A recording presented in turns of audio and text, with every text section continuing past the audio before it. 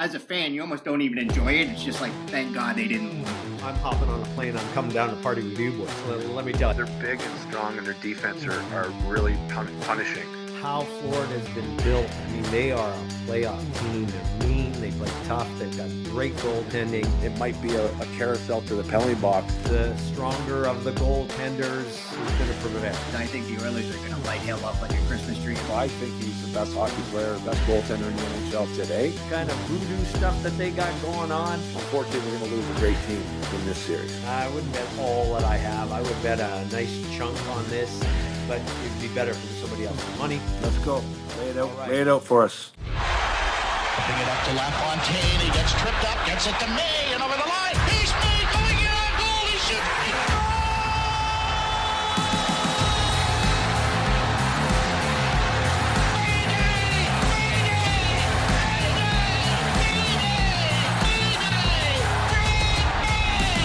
Welcome to Overtime with Mayday Hockey Podcast. Welcome, everybody. Podcast number 3, Overtime with Mayday Hockey Podcast. We're ready to go. I'm Rocco Meraglia. I'm one of the co-hosts of this great podcast.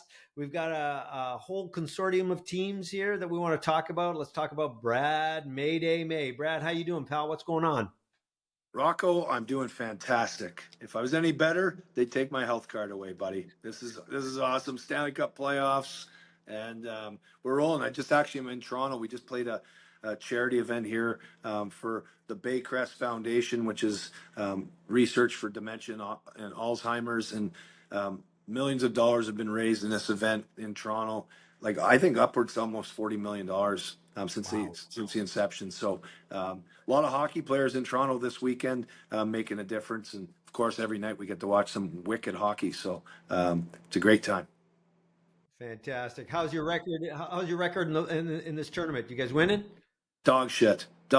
We're not so good, but I'll tell you what, we had a great time. Great people, bad hockey players. Awesome. That's what we like to hear.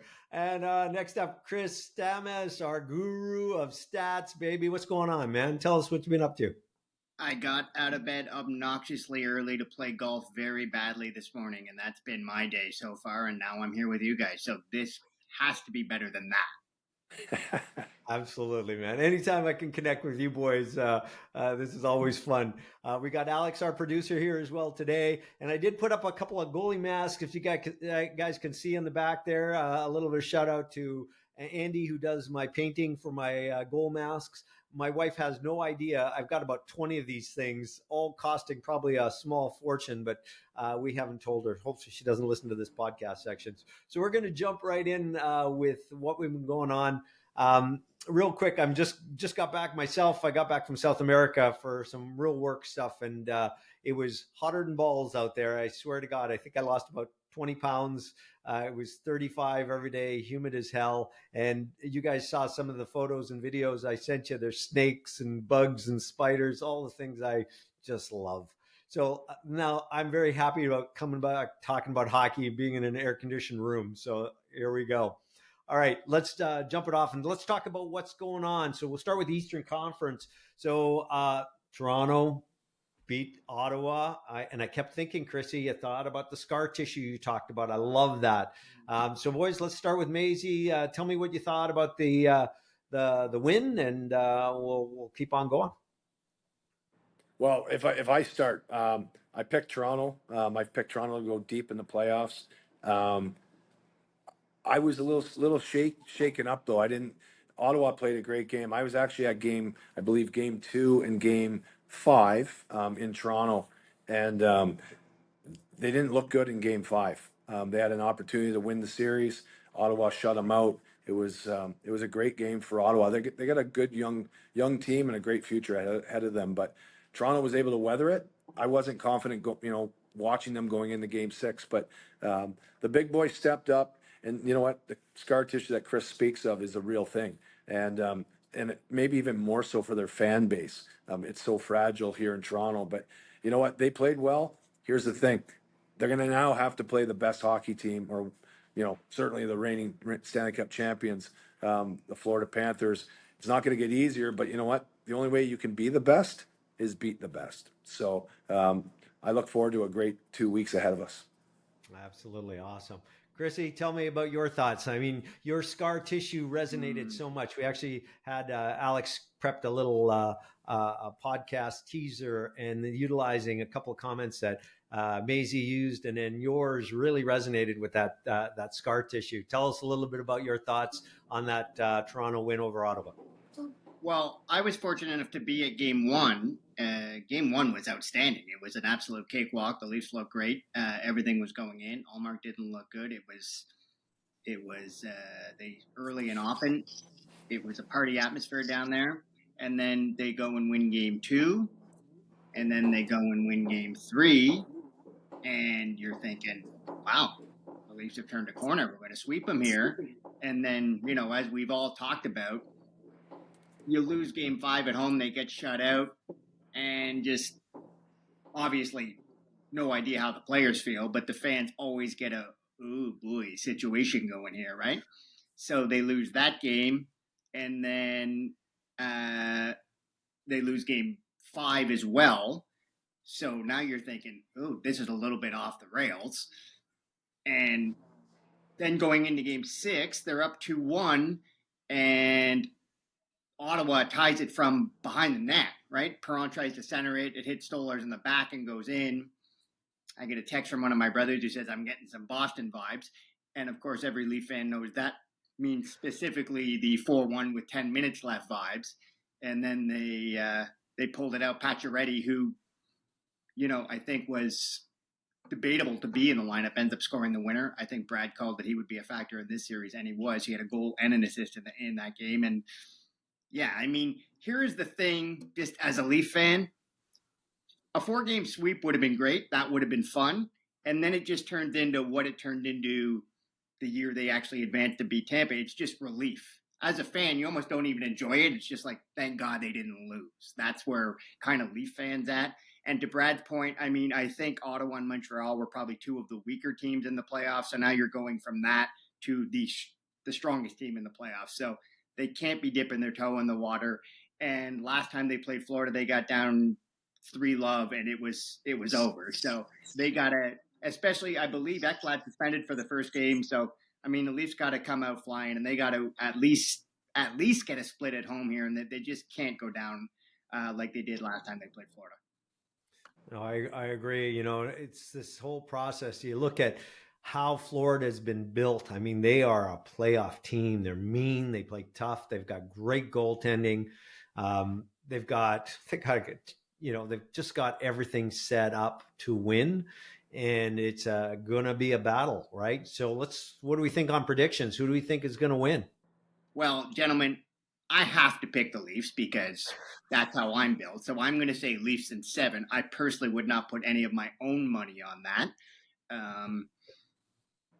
It's funny. I was looking today. So Stolarz and Bob, they have in the playoffs so far, their goals against is both 2.21, and their save percentage is both 901. Identical numbers in the playoffs. Now, you can make the argument that Bob faced tougher shooters in Tampa than Stolarz did. So, I mean, I think Stolarz has got to be outstanding. Bob has to be pedestrian. The Leafs have to not just win the special teams, I think they have to dominate. The power play's got to be, 35% minimum. The PK's got to be 90%. And they just cannot get engaged in Florida shenanigans, right? What Marchand's going to do, and Tkachuk, and Bennett. I mean, lest we forget, in the last time Toronto played Florida in the playoffs, no one remembers this, but Sam Bennett took Matthew Knies' head and made it part of the ice, and he missed the last part of that series for that. And the league just decided to shrug their shoulders and go, I guess there was nothing wrong with that. So, and you could see Florida's playing for keeps, right? I mean, I don't know, Brad, what you thought of that Ekblad hit. I was surprised it only got 2 games. I mean, that was an absolute Tito Santana forearm shiver right to the head. I mean, that's not even really a hockey play. So I was surprised he only got 2 there. I mean, it's going to be rough. Domi and Bennett also had a good fight this year, and Bennett was one of the guys engaged in the Four Nations fights to start off early. So I don't know if Maurice and Chief would start them to start the series and maybe get some of that going. But hey, the Leafs are in it right now. If they beat Florida, all bets are off, and I think they could go very, very deep. But I mean, this is going to be incredibly tough for the Leafs. Bob has to be average. I think that's really what has to happen. So you're going with your heart. I love it, man. You gotta every time if you can't use your gut, use your heart. All right, perfect. Maisie, what do you think, buddy? What do you got? What do you think? Well, back to the back, just talking about this series, but you could talk about every series like this. The Bill Torrey effect back in the New York Islanders, back in his day, Al Arbor on the bench, Islanders winning Stanley Cup after Stanley Cup, early 80s, coined the term, not term, but the idea that you have to build your team to be able to win 4 different ways. So you got to, you're going to have a series that's going to be a defensive series. You got to outplay and be better defensively. You're going to have a series where your power play or your offensive players have to outplay the other team. And then you're going to get a series that's going to be physical. And if you're not built completely, from top to bottom with character and guys that are going to step up and do things that are out of character in some ways, you're not going to win. So Toronto's going to be tested heavily on the physical side of this series. Florida's going to go right at them.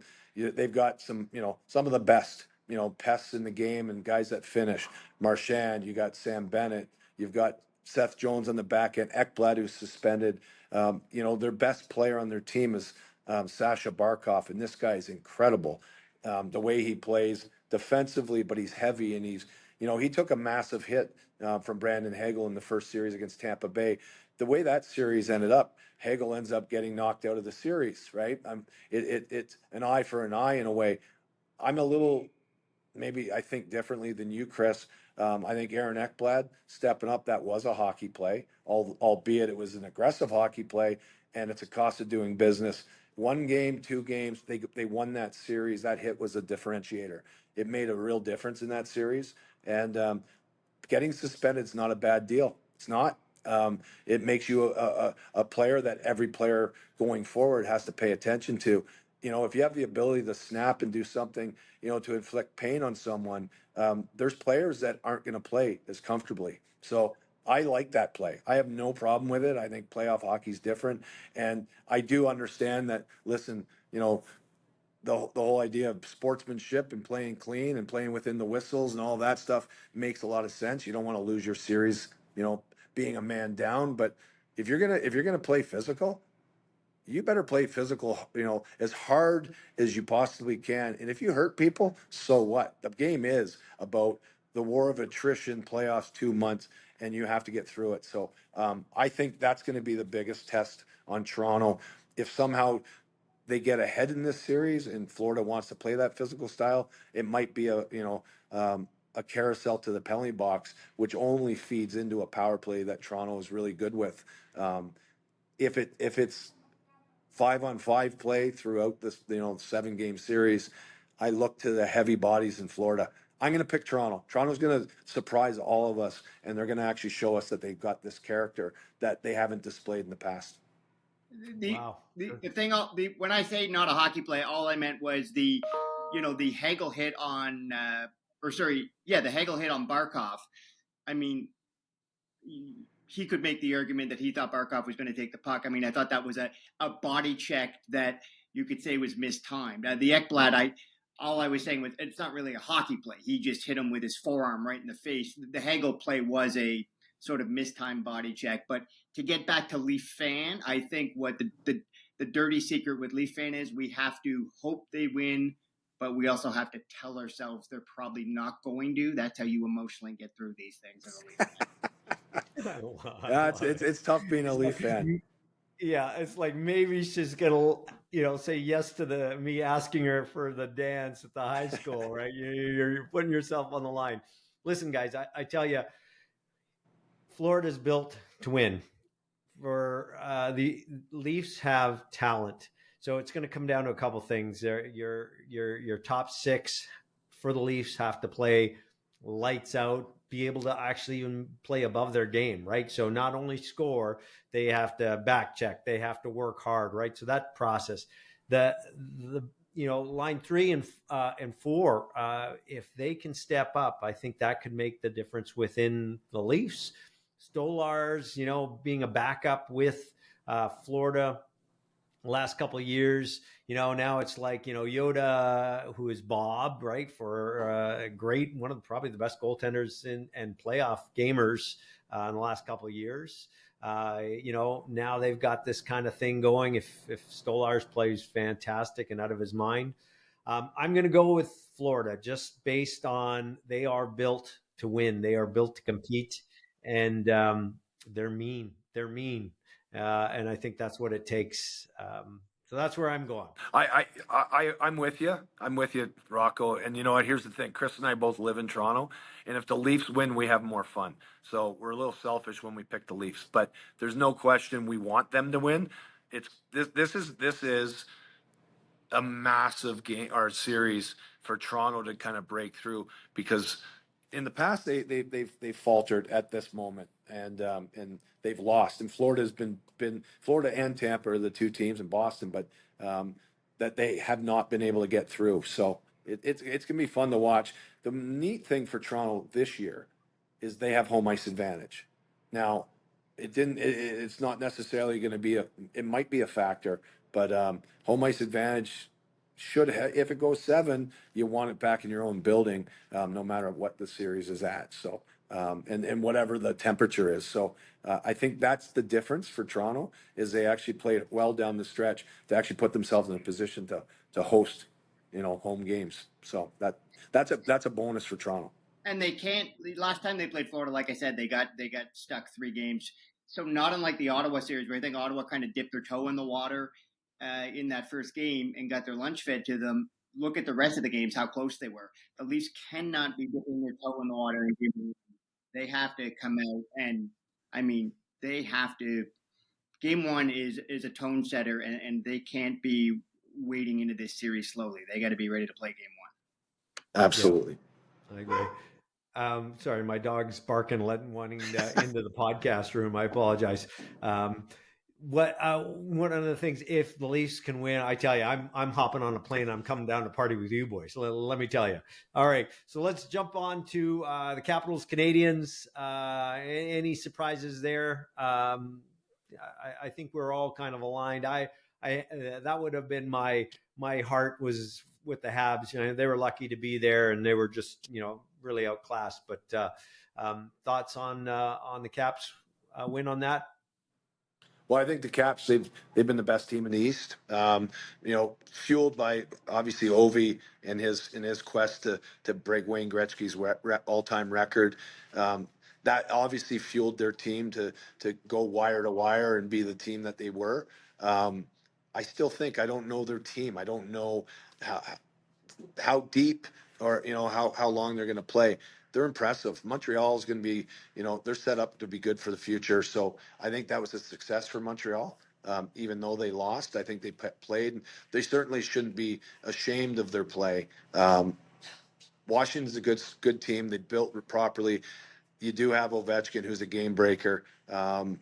Myself in this next series for Washington, Carolina, I picked Carolina to win this series. I think Carolina is deep. Freddie Anderson, and then I got Kovalchuk in my head. I got all these names, but you know what I'm talking about. Yeah. I think Carolina is built to win, and their team, their strength is 4 lines rolling. I like Carolina to win this series. Chrissy, your thoughts? Yeah, I mean, I think Montreal losing to Washington was not a surprise, especially when Montreal's goaltender go down. It's funny, everybody talks about goaltending in the playoffs, and it obviously is crucial. But if you look, nobody's numbers really kind of jumped off the page in any series. And Washington had probably, statistically the best goaltending in the playoffs so far. So I'm with Brad. I like Carolina a lot, period, against a lot of teams. I like them against Wash. I also think that it's a big adjustment for Washington. The level of competition between Montreal and Carolina, I think there's a big gap there. So they have to be prepared for that. I think the only thing that could derail Carolina in this series is goaltending. Freddie's health, and then just I think that's the only thing that could derail them. But I like Carolina here a lot for sure. I love the way they check, and I just think that I think they're going to win this series. Yeah, I mean, like the Caps have such a great story. I mean, you got Ovi's chase of Gretzky breaking that record. You've got Thompson, coming in and being strong, getting injured, not getting called up for or even being selected or considered perhaps for the Four Nations for Team Canada. I mean, there's a lot of storyline there that I think um, should play in. I think there's some unanswered history between the two teams, so it's going to be an interesting run. I'd like to see Carolina advance, because they just all the effort, the way they play, it's like a team first mentality on that team. So I'd really like to see that, but I would not be surprised if the Caps win. But I'm going with Carolina on that as well. All right, let's talk about Western Conference. Let's start with Vegas and Minnesota. What do you guys think of that? I think we all picked Vegas. I was quite surprised that Minnesota, and in hindsight, I shouldn't be. I mean, Billy Guerin, he built this team to be like Billy Guerin wants it to be, right? And when these guys get a little more cap space coming up here pretty quick, they're going to be a team to reckon with. But I wasn't surprised with them advancing. Maisie, what do you think? Well, I think Billy Guerin's he's done a fantastic job. They're ahead of schedule in the sense that, they still had a ton of money, locked up, obviously, in buyouts with Suter and Parise, which is crazy, right? It's still hampering them. However, that's going to be off the books, and they're going to actually have a big-time relief ahead of them. Their team has grown. Boldy is sick. What a player, up front. Not only was he offensive, he was killing penalties too. This guy is like a breakout player for me. Matt Boldy, really liked the player. And then, of course, Kaprizov. Him healthy, the Minnesota Wild are a dangerous team. And evidenced by that. Vegas is strong. Jack Eichel was outstanding. And I like Vegas, obviously, with that. But nothing surprised me of that, although I am impressed by Minnesota, and they're set up to actually be a good team going forward. Great. Chrissy, what do you think? Yeah, I agree wholeheartedly. What Minnesota's done with those buyouts lingering is impressive. You watched that St. Louis game yesterday, and Ryan Suter's playing. I mean, he is lingering big time on theirs. Just an aside, because everything is about the Leafs. I saw that Ekman Larson is going to be lingering on Vancouver's cap for, I think, 3.7 for this year and next, or the next 2 years. So those buyouts, those are tough. And what they did to get in there was very impressive. They played Vegas tough, but I don't think it was any surprise at all that Vegas won that series. Agreed. And then what about Oilers and Vegas? Oilers and the Kings. Any surprises there? I actually picked the Kings on that one, so I'm looking like dog shit right now. But nonetheless, what are you guys' thoughts on the outcome of that series? You know what? Exactly what we said, Chris. Rocco, I don't know. I picked LA too, guys. I thought just their position, having home ice, everything else. By the way, they were dynamite the first few games, and then Draisaitl, who's going to be the Hart Trophy winning player this year in the National Hockey League. McDavid's outstanding, and somehow they willed themselves a victory. Edmonton, the city behind them. I was in Edmonton last weekend, and was really exciting to be there and feel the vibe, the energy in Edmonton. They're going to be dangerous. Listen, they made it to the Stanley Cup final last year, and just think 2 years ago, the Florida Panthers lost to the Vegas Golden Knights. The following year, Florida wins the Stanley Cup. Edmonton gets to the final, and they have the ability to go on a roll and a run and get back to the Stanley Cup final. So I don't think I'm ever going to bet on or against Draisaitl and McDavid ever again. So I don't care who they play. I think Edmonton's going to win. Somehow they're going to find a way. Chris, what do you think? You think who's going to win between the Oilers and Vegas? I did have the Oilers in this series just because of the McDavid and Draisaitl factor. They're 1-2 in playoff scoring. They combined for 21 points in this series. That series was also wild. I mean, some of those games, the deciding game, what was it? Just that first period alone, everybody was just getting lit up. The Oilers played musical goalies. I do think that's probably going to continue. I can see this kind of maybe being volleyed back to Skinner and him sort of taken the lead because, Pickard gets the wins, but it's a little bit patchwork, right? So that was a good series. But again, just Draisaitl and McDavid. And I was actually surprised to hear they said in the series that because I would have thought that the coach would find it frustrating that he has to play them on the same line because you think each one of those guys could drive their own line, especially with the assortment of wingers they have. You have Kane and you have Hyman and you have Nugent Hopkins, and then you have sort of that second tier of Jeff Skinner and some other guys. But the coach said it's easier to run the bench when you got those two guys on the same line because they're guaranteed to get their minutes, and that's what they want. And when they're together, I mean, it's just, you're talking arguably the two best players in the world. I mean, McKinnon's probably two, but Draisaitl's not far behind. And when you have the two best players in the world on the ice at the same time as frequently as they do, that's dangerous. I do think that next series that Edmonton plays, I think you're going to see all four goalies more than once. You know what? I agree. And actually, I do think, both teams have high-end skill. You got Eichel and Hurdle, and, Vegas is dynamite. They can get on a run, and when they're rolling as a team, they're big and strong, and their defense are really punishing. What I like about Edmonton's team this year, and maybe not all season, but like the team that they have currently right now, because nothing else matters. They went out and they picked up Trent Frederick from the Boston Bruins. He scored. He's now in the series. This guy's a 20-goal scorer. He grew up in St. Louis. So there's a number of players coming from that little hotbed now. But Frederick, then you're looking at Adam Henrique. This guy's battle-tested, physical player. Evander Kane comes off IR. You've got Zach Hyman. They're actually a strong, tenacious team, and in a team that we don't think of being physically dominant.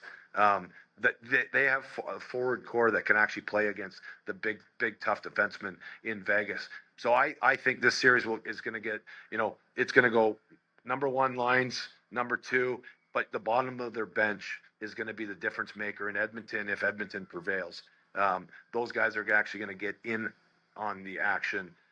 I think Edmonton's built right now. They know what they're all about. It's gonna be tough, but there's no better place in the NHL. I guess in Edmonton they'd say no better place than playing at home. There's no better building or arena in the National Hockey League than in Las Vegas. It's the most exciting. It's the best sporting event in all major sports. Watching hockey in Las Vegas. I'm lucky enough to be. I was an announcer there, one of their analysts a few years ago, and that the product that they put in front of the fans in Vegas is second to none, and it's going to be exciting. And you know what? That just plays into the two best players in the world, Draisaitl, McDavid. The lights are bright. They're going to play. And Brad, you talked about physicality. You don't think of McDavid as a physical player per se, but he just sheds checks. You look at that LA series. He's bobbing and weaving, and there's guys on his back, and it's kind of like the old Barry Sanders line, right? You can't stop him. You can only hope to contain him. And I think whose ever goaltending is the least worst. If that makes any sense, right? I do see it going back to Skinner, though, eventually. Pickard, he got them to this round, but I do think it's going to end up coming back to him, and I think you're going to see Samsonov too, because I think the Oilers are going to light Hill up like a Christmas tree at least twice in this series. So Sammy's going to get in there, Skinner's going to get in there, everybody's going to play net this series, I think. Yeah, no, I agree. I think with McJesus and Draisaitl, you've got the talent, the skill. These guys can easily dominate a game. And again, it goes back. I've got goalie mask behind me for a reason, and I truly think that you need somebody to step up and stop the puck. That is it. At this level, 99%, actually any level, 99% of the skill you need as a goaltender from junior on up is between your ears. You've got to believe that you are capable of doing what you are required to do, and that's one thing: stop the puck. Doesn't have to be pretty, just stop the puck, right? So and on that, if I was to bet with my scar tissued heart, an all crusty little thing that I call a heart, it's the Oilers all the way, and I'm going to stick with that, even though it's you're right, Chris, Maisie. It's, the stronger of the goaltenders is going to prevail. The one that is the least of the worst of the group, right? All right, perfect. How about this last one we're kind of waiting for? This is pretty exciting stuff. We've got Winnipeg and St. Louis. Let's talk about that one real quick. What do you guys think? We're Game 7. That's Sunday. What do you guys think? Maybe it's that Joe Boo kind of voodoo stuff that they got going on. Benner is playing out of his head, but he's a gamer, man. Like a gamer. I only wish I could handle a puck like 1/100th of his skill set. Like he's making passes up the middle. I can't even get it off the board, right? So what do you guys think? Game 7. You know what? The big question right now is can Hellebuck, can he respond? And I think he can. This series was going to go 6 or 7. St. Louis, best team down the stretch. Winnipeg, wire to wire, being a real solid season for them. Obviously, came in some injuries. Velarde's back playing in Winnipeg. I love Connor, and I like Scheifele, and I love DeMello on the back end. Luke Shen, who's an older veteran type defenseman, but heavy to play against. It's at home. Connor Hellebuck, we all believe. I think he's the best hockey player, best goaltender in the NHL today. I believe that's the capable or the quality of goaltending there. I got to go. I mean, I know Binnington's too. It's going to be a tight game. I don't see it being high scoring. It might even go to overtime, but I call it the home team's going to win this one. It's going to be the Winnipeg Jets in a squeaker, because St. Louis, they're not going to give you anything. So something has to break. Something has to happen for Winnipeg. But honestly, they played all season to get home ice advantage, and it's going to be their friend this time. Okay. Chrissy, what do you think, buddy? Well, I took the Jets, and I'll stick with that. Although, for what it's worth, I saw, it's right after the game, but I saw Arneal's post-game presser. I mean, my man is getting wound tight. If you had a coal up his ass in 2 weeks, you would have a diamond. He was looking like he was not ready for a Game 7. But, I mean, it's tomorrow night. So, and it's been a home ice series, right? The home team's won every game. Hellebuck, yeah. I mean, I get he's been good at home, but I mean, it has not been pretty. It wasn't pretty for him last year in the playoffs either, truth be told. So, I mean, he's going to be the factor if he plays like he has been on the road. It's going to be St. Louis. How about Cam Fowler? By the way, he's second in the league in playoff points. He's got 10 points back there. That series too there has been some serious hitting in that series. I mean, oh my Lord.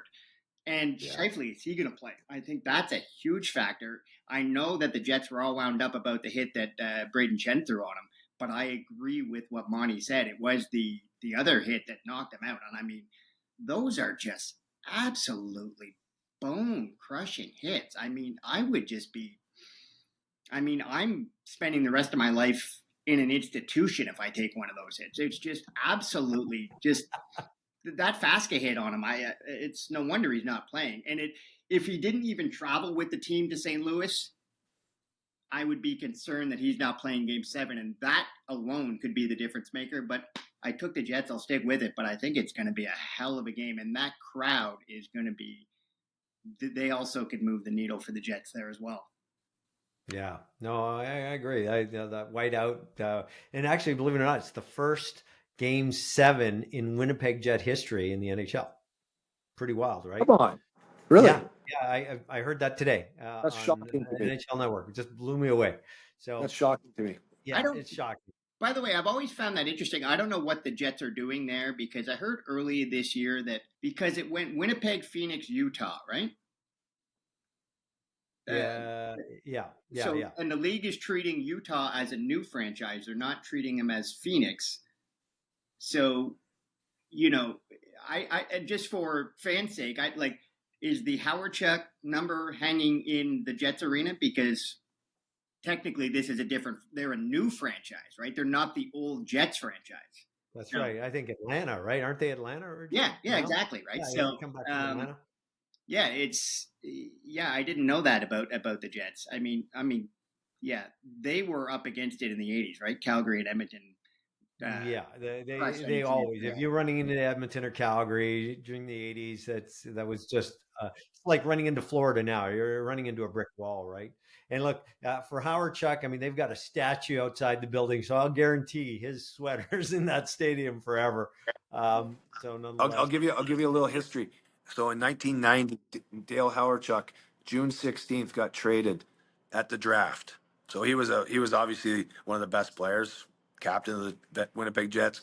Winnipeg makes a trade with the Buffalo Sabres, and the Buffalo Sabres move up in the draft to the number 14, and Winnipeg moved down in the first round to select Keith Tkachuk that year in 1990. Dale Howarchuk goes to the Buffalo Sabres for Phil Housley, Scott O'Neill, who's their coach, who's wound up really tight right now. And I did see that same interview. And another guy, and we lost him, Jeff Parker, passed away a few years ago. But I was part of that trade, guys, with the Winnipeg Jets. I actually was sitting in my seat in BC Place out in Vancouver, and the Winnipeg Jets were going to actually select. I had actually gone and I had 3 or 4 days in Winnipeg and went to University of Winnipeg or Manitoba, excuse me, and did a VO2 test and a fat test and different strength tests and psychology exam and everything else like pre-draft.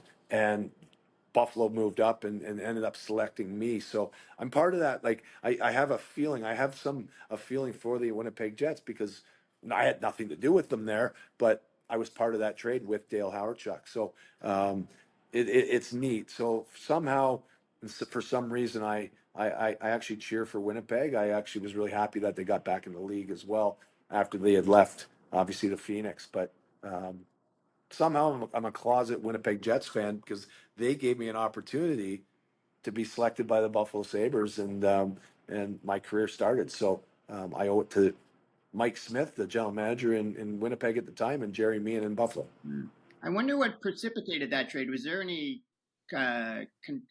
Obviously, Housley, a hell of a player. I mean, he was the all-time leading American scorer for a long time, but Howarchuk was kind of Mr. Winnipeg there, right? Yeah, he was, and I think what they were doing, clearly they made a great selection. They picked Keith Tkachuk, and the only thing I can say is I saved Buffalo a lot of money, guys, because Keith Tkachuk came in. He had only played 12 or 15 games in high school that year, and he was drafted in the first round. Where, I had a pretty good season in the Ontario Hockey League, and of course I had a nice career, but nothing like Keith Tkachuk. So Winnipeg wins that with the Tkachuk, piece.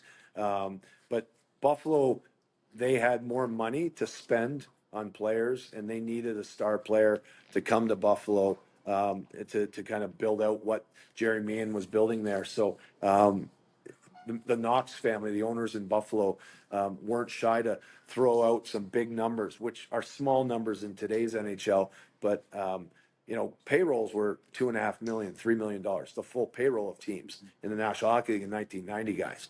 Imagine that, right? The payrolls today are $81 million or more. So it's and rookies weren't slotted back then, right? You negotiated your own deal, right? Oh, you back then, first round draft picks. I know being picked 14th, I got $125,000. Excuse me, $115,000 to sign. So I got $115,000 signing bonus. Signing bonuses today for any first round pick is $1 million, right? And then of course there's other bonuses they can hit, and their minimum salary is $950. My salary for the first couple of years was $125 grand. 120. I sent 125, 125, 160 was my first 3 years in the National Hockey League. No complaints. It was unbelievable. I was 19 years old, and it was so cool to be playing hockey and making money. But it's amazing. Think about that. It's only 26. Excuse me. It'd be 36 years later, or 35 years later now, and the economy in hockey, the economics is unbelievable. And Gary Bettman, but as a player, we didn't like Gary. We didn't like him because we felt that he stopped us or impeded us to actually get deals done. He's done a fantastic job for the ownership. The players can't be complaining where the hockey is today. Obviously, he had to go through some hard times, but we lost a season, which was really difficult. But the game of hockey is in a great place. It's only getting better. and they've got some young, stars that are actually stepping up and showing their worth. I couldn't be more thrilled to be part of the past, but I'm a fan now, just watching going forward. These players are impressive. You know what's funny about that era there, Brad? Just before the season you lost, some of the salaries back then would be big salaries now. I mean, Sundin was making $10 million. Bobby Holik was making $9 or $10 million. It was, and that Red Wing payroll was probably higher than their payroll is today. The New York Rangers payroll was $89 million in 2003-4. And we missed a season, and the next season we started playing, the salary cap was $39.5 million. So in theory, the New York Rangers have made $50 million a year going forward, more than what they would have been making. Crazy. And then, of course, the numbers are back to that 80 million, but they're still not at the same threshold they were 21 years ago. Now, Mayday, more importantly, we got an 18-year-old Brad May with 125 in his jeans. What kind of car is he rolling out with the next day? Oh, I don't have a car, guys. I bought my dad. First of all, I got to drive my dad's old car, Chrysler Fifth Avenue. It was a beauty, velour seats. It was awesome. But my first car was $3,000. It was a hatchback. I think it was a Dodge Daytona. And yeah, you don't waste money on cars. Depreciating asset, guys. Right, there you go. That's smart. Somebody was listening to a financial planner. I love it. All right, so listen, I'm going to stick with on this. I'm sticking with St. Louis. Joe Boo. I would love to see Winnipeg advance, just because the fans, the team, they are truly a better team, but it's just a one-game setup. So if I was to bet, I wouldn't bet all that I have. I would bet a nice chunk on this, but it'd be better if it was somebody else's money. Nonetheless, I'm going to go with St. Louis on that one. All right. So what do we think about Dallas and Colorado? That is a series that everybody expected to be great. It's turned out to be great. Ottinger's awesome. Goaltending's been great at both ends. I mean, McKinnon's McKinnon. Just what do you guys think? I think the league should go to 116. There should be an advantage and a bonus to having a great campaign. And what that would do is set you up to play, as a first place team in the league, President's Trophy, to play against the 16th, which, by the way, there's not that big of a difference between first and 16, but you have a better advantage. This series right now, unfortunately, could be a Stanley Cup final if you had that format, in play. Of course, you could say that about other teams as well. It's disappointing that we're going to lose one of these teams because they're both worthy. I think like game one, somehow the Colorado Avalanche are going to go on the road and win this one, and the somehow is Nathan McKinnon. There is a X factor in a Gabriel Landeskog who scored, and he hadn't played in a few seasons. It's pretty crazy what he's done. He's like an emotional leader there for the Colorado Avalanche. So that's kind of cool. Joe Sakic factor for me. I was a member of the Avalanche. There's something special there. They believe they can win. Although I like the Dallas Stars. I'm going to pick Colorado because of my allegiance to the Avalanche and no other reason, because I can't in good conscience give you any good reasons why the Dallas Stars aren't going to show up and win Game 7. They're built for this. Unfortunately, we're going to lose a great team in this series. Agreed. Chrissy, what do you think? Well, Brad planted that seed in my head last time about the 116, and just going to the phone here. 116 would have had Dallas against Ottawa. So to Brad's point, that's a significant advantage for them. Sure. But Colorado would have had home ice against Edmonton in the first round, and Tampa would have played Carolina, and LA would have played Florida. So, so you know what? So now all of a sudden I'd have the same argument. Maybe it's a moot point then, because you'd lose Edmonton or Colorado.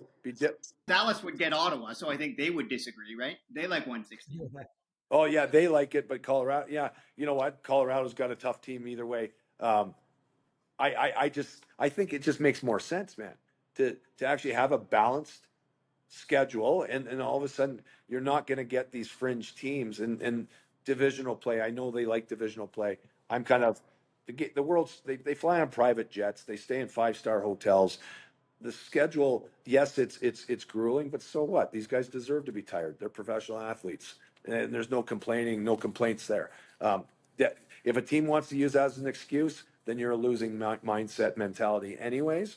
I just think the way these guys travel, the league, the way it is, who cares? One team's flying 2 hours, the other team's flying 4 hours. You're sitting on a first class airplane seat, eating off China, literally being taken care of. You've got all these, recovery boots and everything else, the modalities that every team has, bicycles on airplanes, whatever you need. You can sleep on an airplane, comfortably. These guys are used to that. Anybody that complains that they're tired, I tell them to shove it up their ass, because honestly, it's a losing mentality. And Tired's a state of mind. And I have proof, Mayday, of you sleeping on a plane. I got you wide open. There's a great photo. We may have to post it. And the backstory to that, it was a 4:00 a.m. wake up call in Saskatoon, 5:45 flight. And as soon as I got on the plane, it was still morning. It wasn't even, the light wasn't even out. And I fell asleep, and Matthew Barnaby snapped the picture. And it's kind of embarrassing. I had drool coming down my chin. So we've all been there, man. We've all been there. Chrissy, what do you think on this Dallas? I think that nothing good happens at 4:40 in the morning in Saskatoon.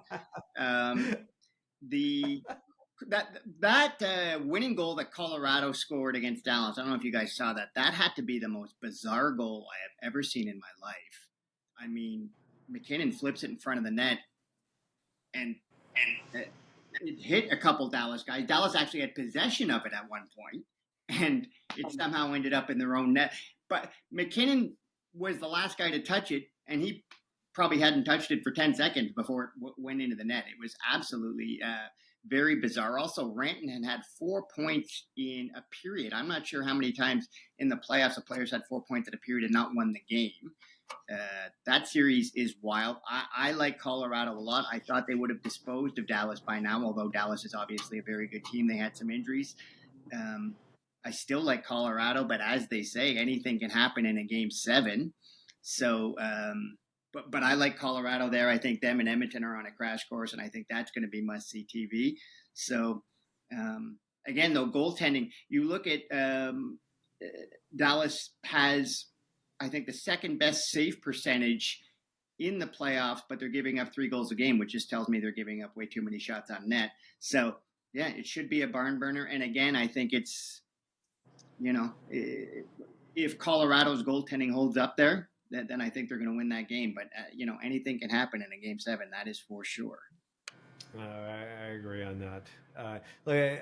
Otter has been amazing. I mean, he's doing everything he's supposed to be doing. I would lean more on the Avs just because I'll stay with my same pick. I just think that McKinnon and the boys, and I just love the story that Landeskog comes back, and I just love the behind the scenes on that. 3 years off, and here we go, right? So we'll stick with that. All right. Any kind of wrap ups on that? We can move on to the NHL awards for this year. Let's go. Lay it out. Right. Lay it out for us. Perfect. All right. Well, let's start with the Bill Masterson. We got Marc-Andre Fleury. We've got Gabe Landeskog and Sean Monahan. What do you guys think? For our listeners, describe what the Masterson Trophy is for. Oh, that's a good one. Jesus. It's a comeback player, I believe. But actually, Chris, if there's a definition of what the Masterson Trophy is, I think it would be prudent for us to actually know that, because I do know it's comeback player, but I don't know if that's necessarily the definition of what the Bill Masterson's for. Doesn't every team nominate someone? Select their own, I think. That's a good one. I always like to see when there's some sort of aspect to the trophy in the name, but they've got, the heart, they've got the Jack Adams, so it's like, okay, now I have to really know my history. Where does this come from, right? I got it here, gentlemen. It is what do you got, buddy? For the player who best exemplifies the qualities of perseverance, sportsmanship, and dedication to ice hockey. So, okay. There you go. So in many ways, this has been won by guys that have done some incredible charitable work, obviously in their cities, and made a real impact. Guys that haven't played in 3 years, like a Gabriel Landeskog, all like this is an interesting comeback. The three players that are up for the Masterson are Marc-Andre Fleury, I know. Yep. Who are the other? Gabe Landeskog and Sean Monahan from So Columbus.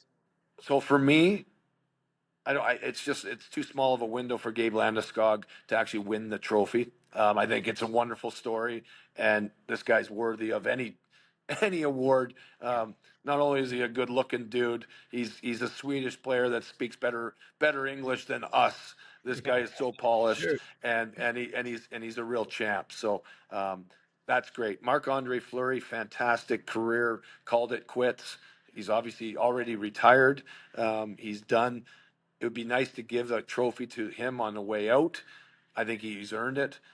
But the guy for me is Sean Monahan, after losing Johnny Gaudreau, his best friend, signing in Columbus to go play with his best friend, and what he was able to do with his teammates in Columbus. I think he wins going away, or certainly I would like to see that. Sean Monahan's a special guy, and going through and such a difficult time losing the way we lost, or hockey lost, Johnny Gaudreau and his brother, really affected Sean Monahan. Sean stepped up and has been a fantastic guy, friend, uncle, pseudo, not dad. I don't want to say that for the Gaudreaus, but Sean Monahan's a special person, and he's earned it. He deserves it, and I would love to see him win. Oh man, great words, brother. I totally agree. Chrissy, what do you think? Gabe Landeskog, here's your bizarre fact of the day. He has a twin sister. I'm not sure how many guys in the NHL have a twin sister. She must be beautiful too. Presumably. Yeah, speak better English. Presumably, like you look at that guy, chiseled. It's like the Nylanders, right? They're all good-looking women. Yeah. Totally. I think it's going to go to Flower just for nostalgia's sake, but I mean, I agree with everything Brad said with the Gaudreau story, but Flower, an incredible story. So I think it will go to him just for nostalgia. You know what? I am going to agree with both you guys on Sean. I'd be leaning towards Flower because I love the goalie stuff, but what he did in Vegas after that shooting was galvanize the city and the hockey team towards the hockey team. I think that's quite special. But so when we're talking stuff like that, I would think Sean or Marc-Andre Fleury for me. Either one of those, I'd be totally happy with. So Selke Trophy, I'm going to ask you, Chris, because you're the guru of information. What's a Selke? Well, Trophy? the Selke's for the best defensive forward, right? So right on. So what do you think, Maisie? Who do you think best defensive forward is? We got Barkov and Reinhart and Hagel. Cirelli, Reinhart, Barkov. Oh yeah, Cirelli. Sorry, not Hagel. I all three players could play on my team any day. I love them all. I know Sam Reinhart personally, very just a quality dude. But the best defensive hockey player and elite player in the NHL is Alexander Barkov. So he's almost in that company of the Pavel Datsyuks, the Yuri Letnin's, Bob Gainey's. I think Barkov wins, and he wins multiple through his career by the end of his career. Right on. Chris, what do you think? I agree. It's Barkov for sure, I think, on that one. Especially, Reinhart as well, but they're putting up incredibly impressive offensive numbers as well. But I definitely agree with May. I think it's Barkov for sure. I agree with you guys. I one little interesting note on Cirelli, he's a +30. So that's significant. But nonetheless, and then Sam Reinhart, just because I love Sam Reinhart, and I sat very close to his family at the Four Nations in Boston. They had all the wives or girlfriends had specific leather jackets of Team Canada with the name on them, and she was a total hottie, so he should just win based on that, nonetheless. But it's just me coming out of that. All right, what about Jack Adams, best coach of the year?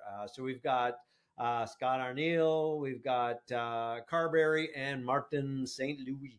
All three did a fantastic job. I think Montreal making the playoffs was a massive win in their rebuild. Marty did a great job. Spencer Carberry, for me, is the going away winner of this. It's when I say going away, the way he talks, the way he presents himself, and the Capitals have actually brought the fan base into their locker room after wins, listening to his speeches, the way he talks to his players, and then of course doing this and keeping everybody somewhat focused. There's a lot of distractions around the quest for the Alex Ovechkin breaking Wayne Gretzky's record. There was a lot of distractions, and he was able to keep that team playing and playing hard. And then, of course, beating Montreal in the first round. Spencer Carberry, for me, just I enjoy him. I like listening to him. I think he wins. I don't know. I think they're all capable and they're all worthy of it because they all had great seasons. Scott Arniel, I don't know. That last interview I watched, Chris, you spoke of it at the start of this interview, and he was a little pissed off about Montgomery, of what he said about how his player was injured. Just a little snippet comment. I don't know. That's a little bit of a crack for me. Maybe his team galvanizes behind that, but I don't even know if that matters because they've already chosen who's going to win, I would imagine. And I think it's Spencer Carberry. Okay. Chris, what do you think, buddy?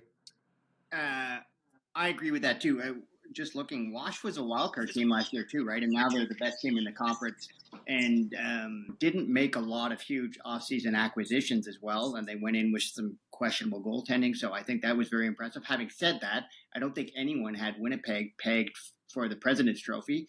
But yeah, it's got to be Carberry. I believe he was I know he was a Leaf assistant coach there too, because everything is about the Leafs. But so he kind of scar tissue, buddy. Scar tissue. Yeah, he kind of.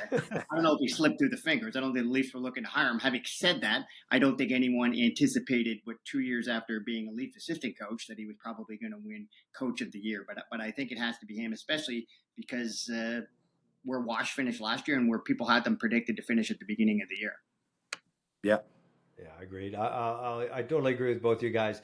The one caveat I have is every time somebody wins the Jack Adams, they're usually fired the next year. It is, or at least it is almost the kiss of death.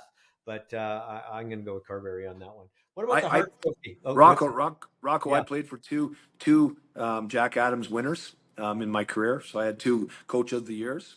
Ted Nolan got fired. They offered him a contract. He couldn't accept it. Then they let him go. So it wasn't really a firing, but they moved in a different direction. And in 2002, Bobby Francis won with the Phoenix Coyotes, won Coach of the Year. And Bobby Francis is one of the greatest people. I love him. People probably don't even know the name. His dad was Emile Francis, New York Ranger, legend. But Bobby Francis won. He did sign a contract, a 4-year deal, but he was gone. He was out of Phoenix a year and a bit later. Nuts. Obviously, ownership changed, new management, all of that plays a part in it. But they had to sign him because he was Coach of the Year, but I don't think the new ownership wanted to.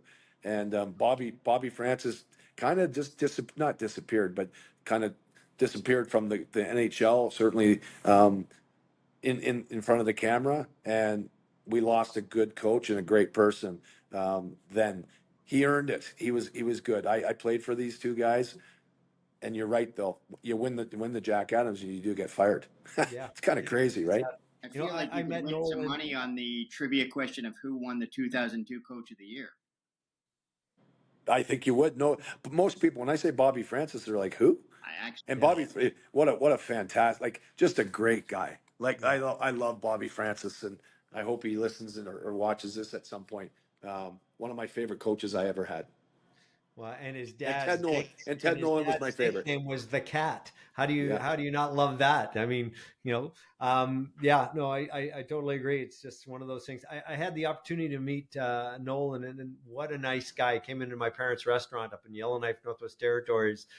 He was up doing something for the local Indigenous groups, but fantastic. What a great guy. Just lovely stories, nicest guy. So I have nothing negative to say about him. What about the Hart Trophy? We got Draisaitl, we've got Hellebuyck, and Kucherov. Obviously, the Hart is for the best player in the league or most valuable player of the league.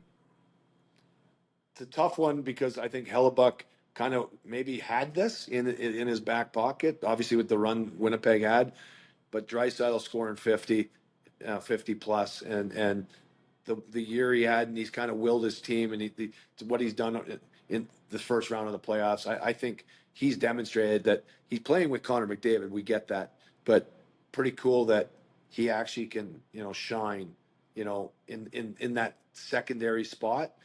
Not really secondary, but against, or certainly in the hierarchy in Edmonton. Sure. I would like to see Draisaitl win it myself. But Hellebuck, what a year. And they did go wire to wire. That team started off so red hot. But crazy. Like, I'm still a little squeamish.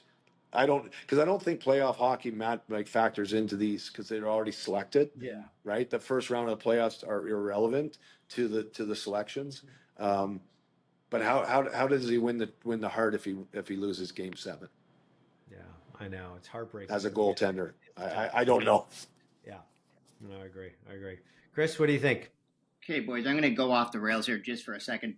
Bob Francis, I just looked him up here, Mayday. First of all, his hockey DB pitcher, that is an elite 80s mustache. I don't know if he was rocking. Oh, dirty.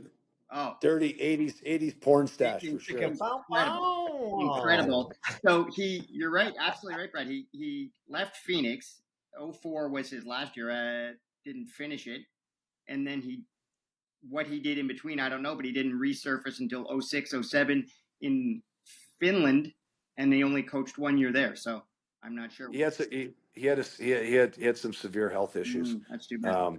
And I, to be quite honest with you, as one of my favorite people, I got to somehow find him because I haven't talked to him, or I don't even know where he is now, which I would love to find that out. So this is going to prompt me to reach out. I'm going to find him for sure. Bobby Francis, truly one of the best, and a joy to play for.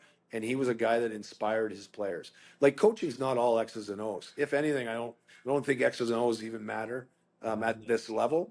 Obviously, they do to when you're talking hockey with the bright minds and players. But it's about getting a buy-in, right? If you're a salesman, you got to sell whatever you got to make me buy what you're selling. And Bobby Francis was able to do that. He made it fun. It was exciting to go to the rink, win, lose. We are held accountable for our missed plays and whatever. But he inspired everybody. Everybody that I played with on that team in Phoenix thought that they were bigger, stronger, and faster than what we probably were, and therefore we played above our heads. And we weren't the best team in the league either, but we were a team that literally we made the playoffs, and probably a team that should have been bottom 6 or something in the league.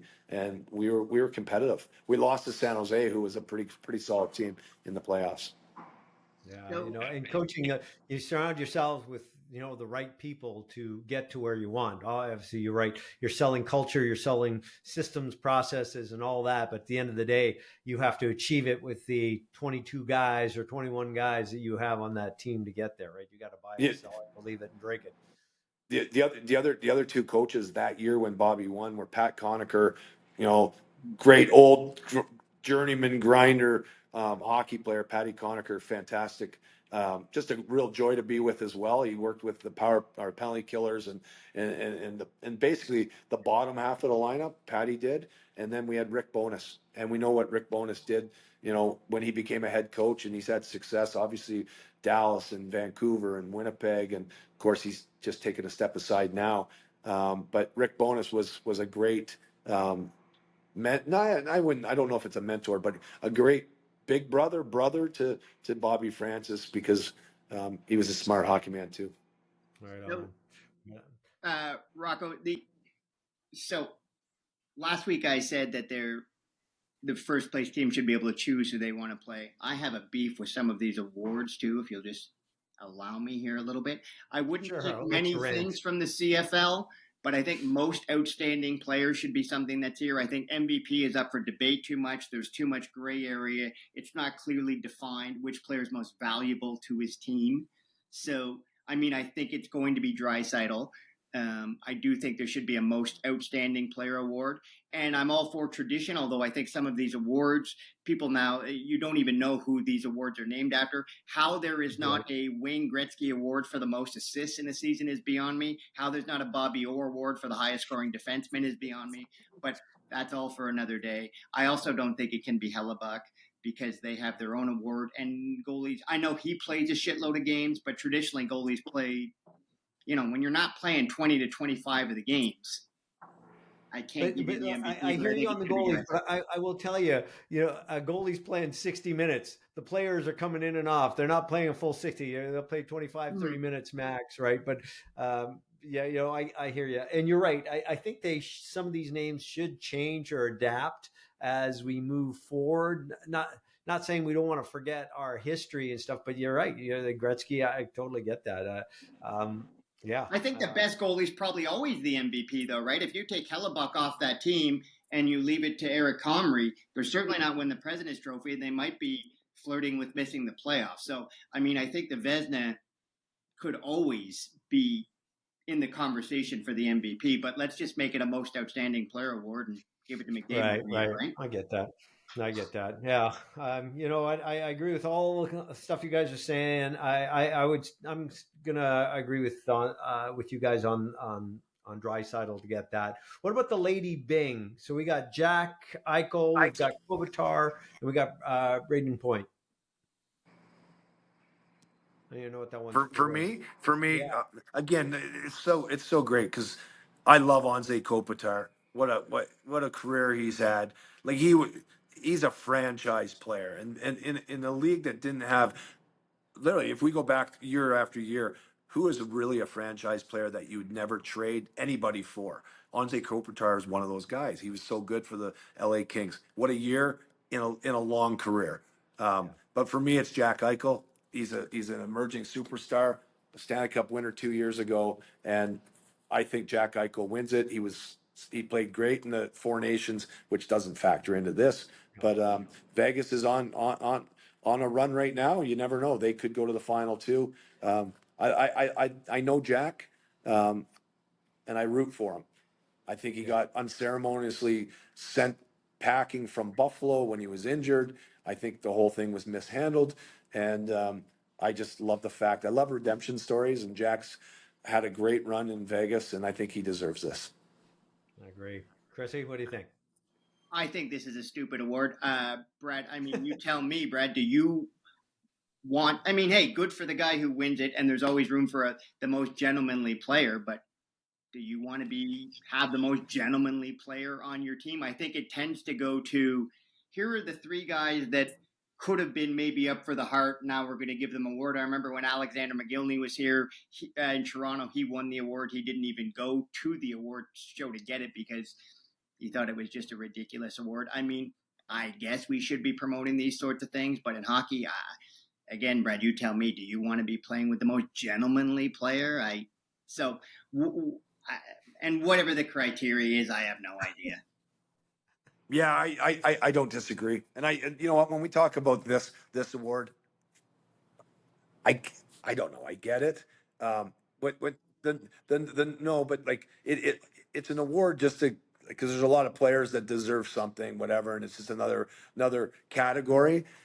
Yeah. And it's not a light category. It's very, very important. These players are all solid. But like this, when I talk about the Norris Trophy, a defenseman's a guy who actually, like, it's in the name, who plays the best defense. But most often, it is the most offensive defenseman who probably gets walked and abused down low, and he's not the best defenseman. Now, that's reserved for the players like Scott Niedermayer and Nick Lidstrom, who won so many of them. But in most cases, it's won by the most offensive. That's the offensive defenseman. Maybe that should be a category of the Bobby Orr, and then maybe the best defenseman, who would be a Jacob Slavin type, who plays defense the best. And Slavin would be one of the three in the Norris for me, the way he plays his position, which by the way is called defense. Right. I agree. Every one of those offensive defensemen have some partner that is back there covering for them when something goes wrong, and then there's a play up. You've got a steady Eddie back there that is being a defenseman. I totally agree. I totally agree. Yeah, I'll go with Jack Eichel. I think he's just because he's Jack Eichel. I think the guy's got skill and talent, and he did get, tossed out of Buffalo for not wanting to fuse his neck, which I think is insane. But sorry, to Brad's point, though, I couldn't agree more. I mean, just call it a Bobby Orr Award. The league is looking for content. Why not do that, the highest scoring defenseman? And why not a Gretzky Award? I mean, Nate McKinnon had 84 assists. I don't think that's anything to sneeze at. I think that's more impressive than being the most gentlemanly player in the league, if you want my opinion. 84 assists. Yeah. By the way, Kucherov also had 84 assists. He back-to-back Art Ross, and he hasn't scored a playoff goal in 15 games. So, so now if we were talking about these other kind of awards which aren't, there's a player in Toronto, Mitch Marner. What a season he had, 100 points. Yeah. And this guy, he makes these incredible plays with eyes in the back of his head, and no other player, very few players can buy that much time and space and outweight and strategy, like literally playing at high speed, slowing the game down and making everyone else around them better. It's more transparent awards like that if we can actually tie it to, like, we don't know who Lady Bing is, right? Like, what the heck? Yeah, what is that? Yeah. What is that? Like, I like the idea of celebrating the greats, and maybe, on that trophy, it doesn't have to be one name forever. I think the game has evolved. Why wouldn't the awards evolve? And why not have more awards that also don't get voted on as well, right? Because I think you always get into a gray area. So it's like you get, Rocco Meraglia, Art Ross. Those are, you earn those awards as a matter of fact. So you could do that with assists as well, right? So, and maybe with what you're saying, in so many ways, it turns into a popularity contest, right? Exactly. And I would say, truly, Marc-Andre Fleury might win the Masterson Trophy. Mm-hmm. That's a popularity. That's a popularity vote, 100%. Mayday, I mean, it's not. Mayday, what about a Tiger Williams Award for the most PIMs? We like that. I like that. Yeah, or the biggest game changer, like whack job. You know what? We need characters in this game. Why not celebrate them? Yeah. Then we can actually talk about all these guys, because every team is looking to get a couple of these types of players, right? A Brad Marchand would be kind of high end, but again, we're celebrating the skill level. Yeah, it's the intangibles that type of player Tiger Williams brought. Yeah. That he made it comfortable for his teammates. Maybe that's an award that should be voted on by the players, because nobody else knows who's the hardest to play against, what's going on, and who's the most feared, other than the guys that are playing. The three of us could sit here and make up stuff, but we're not on the ice against these guys, and we don't have any intimidation. Where there are players that players are intimidated to play against. Yeah, and Sam Bennett would be, high up in that one too, because the way he plays, I'm interested to see how the Toronto Stars actually, can they match Sam Bennett's physicality and his compete level? It's very difficult to do. That guy's elite. So I think the transparency in the award or the selections would be really nice. But you know what? Hockey's awesome. It's in a great place, and they've got great players that are championing the cause or the league. So, well, getting back to Sam Bennett, I'm more interested to see if the Leafs can, if Florida can lure the Leafs into extracurricular activity after the whistle. I think that's exactly what the Leafs have to avoid. And Bennett and Marchand and a few of the other guys. And Matthew Tkachuk. I mean, they are going to be baiting the Leafs left, right, and center. And if they it's going to be a problem for the Leafs. So Max, in this series, you can't take stupid penalties for sure. Like, or any kind of unnecessary, undisciplined penalties. Sometimes, though, depending on the game time and the score of a game, you got to waste a couple. You got to, literally hits like the Tampa and Florida series had, some injuries. Listen, I'm looking for more. I really am. Call me a pugilist. I'm okay with that. I think it's got to get physical. Max Domi's got to somehow play a factor in this by matching one of those players. Maybe he's going to, go after a Sam Bennett or a Matthew Tkachuk, a Brandon Carlo on the back end, tough guy, good defenseman. He might have to slap one of these guys around a little bit, like knock them off their block.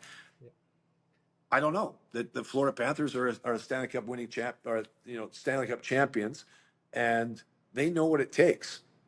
So they're gonna and by the way, it's not a secret. They're gonna come out and they're gonna actually outwork, try to intimidate, bring that type of energy that they have for the last couple seasons. Can Toronto match it? Disciplined. For sure. They got to be disciplined because if they're in the penalty box, Florida's going to beat them. Well, I also thought. Sorry, Rocco. I also said last week that I thought Max Domi was ripe for a dumb penalty. And he was in Game 4. It was a 0-0 game, and the referee decided they were going to kick some guys out of the face-off, and he decided he was going to punch Pinto in the face for no reason at all, and then that led to the game-winning goal there on the power play. But to your point about Carlo, Mayday, unsung hero, he led the Leafs in ice time in Game 6, and he is big back there, and he's got to punish some people for sure, especially if it's going to be a long series. And Steven Lorentz, I expect him to play a factor. I like the way he's been playing. So I'm excited, guys. Fire it up. Let's go. Get it started. Big. It's going to be big. Look, anytime, we got all these stars with the Leafs and stuff. Anytime they're on the ice, they're going to want to score, do what they do, and do what they're paid to do. But you got to Bennett on the ice. Your head's on a swivel because you should be, because that guy's going to rip your head off. Right. And he's one of those guys that will do it. We've seen him ram his own current teammate face into the ice. Right. So, well, look at Tkachuk in the only game that Florida lost in that series, and that empty netter. Right. He did not miss a chance. It was nowhere near the puck, and he absolutely put his shoulder through that Tampa logo because he felt like it. Yeah, for sure. He's just got that streak. Well, listen, that's good stuff. Just a couple of quick things on. Hey, Rocco, I've got 2% left on my phone. I apologize. Okay. Well, no worries. We're going to wrap up real quick. Sully got picked up by the Rangers. That's fantastic. Rick Tocchet is now available. Something to think about for the next pod. We can talk a little bit about them. Why don't we wrap it up, and we'll get ready for the game tonight, boys, and we'll start it up. Expect Rick Tocchet to be the head coach of the Philadelphia Flyers, right where he started. Ooh, I love that. Nice. Why would you not bring back Rick Tocchet to Philadelphia? He played there a couple times. He bleeds orange, baby. He does, and he's fantastic. That's what I want to see. Danny Briere, Keith Jones. Yeah. Go after Tocchet. Boys. Yeah, I love that. I would be all over that. I saw somewhere on Facebook, maybe you'll go to Seattle. I was like, don't come here. Go somewhere else. Go somewhere else, right? Chris, what do you think? Anything? I got nothing. Tocchet in Philly makes sense, but he might be holding out for a team that's closer to winning. I'm not sure. Vancouver's a mess. I think we all agree on that. Oh my God. Yeah. Bye-bye. Yeah. I totally get that. Vancouver's in a bad place. It goes back to winning your award from last year, the Jack Adams. Look what happens, right? This is kind of how it works, right? All right, boys, listen, this has been fantastic. Let's wrap it up for the day. Chris, love you.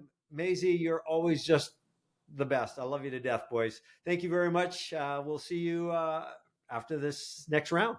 Show Your Logo. We would like to thank our sponsor and one of our favorite promo guys, Matt over at Show Your Logo. If you ever need any promotional items, hats, t-shirts, baskets, whatever you need, this guy has got it. Promotional items is the place. Reach out to Matt, my promo guy, at matt@showyourlogo.com. It's MATT at showyourlogo.com. Tell him Mayday and the gang sent. Our next guest, who I'm totally pumped to get onto the podcast, is Cree Canadian, former professional hockey player who's played in multiple leagues, including the KHL, AHL, and East Coast League. Nicknamed Nasty by both teammates and fans, he's developed a cult following throughout his career due to his fearless style of play, ability to drop the mitts, his Mohawk salad, and his laughing during fights. Currently one of the TV stars from Shoresy, as one of the gyms, was elected to the council of a member of the Flying Dust First Nations in Saskatchewan. Welcome to the Overtime with Mayday podcast, John Nasty Mirasty. Welcome, my friend. How you been, pal? Hey, guys. Thanks for having me. It's a pleasure. Great to be here. All right, well, why don't you kick you off? Mayday, you got any questions for our man? Let's kick it off, baby. Drop the puck. Well, the first thing, Rocco, Chris, gotta love John Mirasty. I met John not too long ago, actually. And we had a really great conversation and a really nice night. But I watched this guy, and I don't want to just pigeonhole you as a fighter, John, but you were incredible to watch, like totally entertaining. I know your story. I kind of followed you, not knowing, never playing against you, but a couple questions for you, and then you can just go take this wherever you want to go with it, John. But number one, you own a Tim Hortons. You're an entrepreneur, so you're a very smart guy. You're now an actor. You're in the TV show Shoresy, and you're a ton of fun and a big part of that show. And you were a hockey player. The ability to wear all hats takes a lot of talent and a lot of preparation. What did you do? I don't want Johnny. What did you do to actually, educate yourself to be in this situation, but also recognize the opportunities that lay in front of you from being a hockey player that was a fan favorite? I think for myself personally, everything was just comes from being driven. I always wanted to achieve more, and even from a young kid, I always was setting goals and wanting to, to be well off, to live a good life and have fun and not struggle. So, I did sell to Tim Hortons. I don't know if you knew that. Okay. A few years back. But it was an awesome experience, and that was something that I was planning on doing after hockey.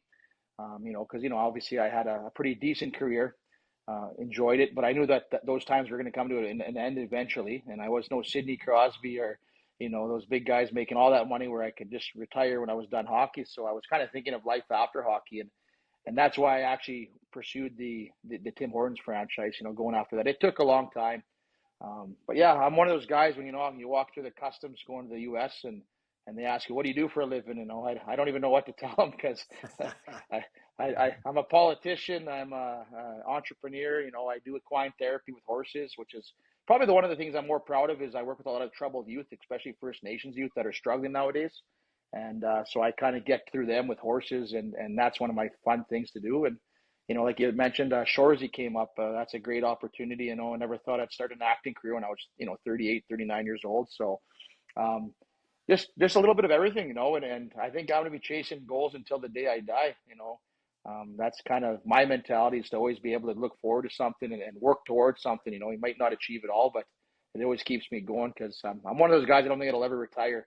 I'll go crazy. I'm not a good golfer like you, Mayday.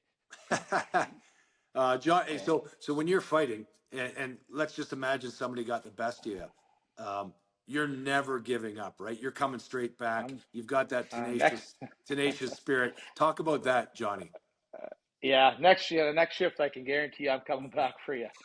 I think every guy, obviously we all lose. So I've lost a few fights, but I like to think that most of every fight that I've lost, I came back and won again. So, it's just having that drive and that spirit of being competitive, and Steve Boss is a guy, I used to have, there's a couple times where he knocked me out cold, and I had all these guys write me saying, you're a better skater than him. You're better technical. Why do you go toe to toe? And I was so stubborn. I kept telling those guys, no, don't tell me what I'm going to do. And, I go back and I fought him toe to toe and I got the best of him. So, I'm kind of a stubborn guy too. I want to do it my way or no way. So, yeah, just, always being doubted. I'm a shorter guy. I'm not too tall.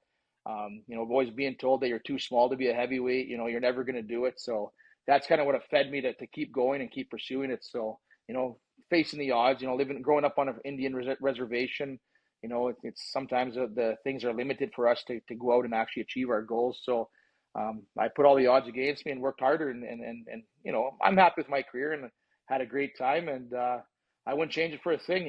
I'm not one of those guys that's going to put down fighting. It created who I am. It created my work ethic. Like I said, I loved it. I might have not been so willing to let guys hit me in the face and smile at them all the time. When I look back at it, I think, what the hell was I thinking? Maybe I would have tried to be a little bit more technical, but no, it was great. And like I said, I don't regret one thing. And how do you impart this? My last one before Chris and Rocco, but how do you impart your experiences and knowledge through equine therapy with the youth on the reservation, Johnny, that you can actually really make an impact. I know in our conversation, you're really proud of the work you do and the results you're getting. How do the youth respond to John Mirasty? Well, I use it as an advantage. A lot of the younger guys that are, sorry, I call them, it's not the right term, but I call them the bad kids, the kids that are into the gangs and stuff. But I think at one point they're scared of me, because of what I did in my career. They're like, oh, he's mean, he's tough, he might hurt us. But at the same time, I'm pretty cool, and so I use that to my advantage. I take these young kids, and when I say young, sometimes they're 19, 20-year-old men that are gangsters that, want to fight, that think they're tough. And I fight fire with fire. They want to talk smart to me, I'll talk smart back. I'm not a guy that's going to, call the police or be worried about what they say. I'll give it right back to them, and it seems to work. I've had a lot of fortune to be able to. I've been very fortunate to live a good life. So what I do is I take these youth to my ranch and I put them to work and I teach them hard work ethic. But maybe on the Friday, because we worked hard all week, I take them boating on my boat, or I take them squatting or hunting or fishing, or with all the toys that I have, I take them and let them show what work.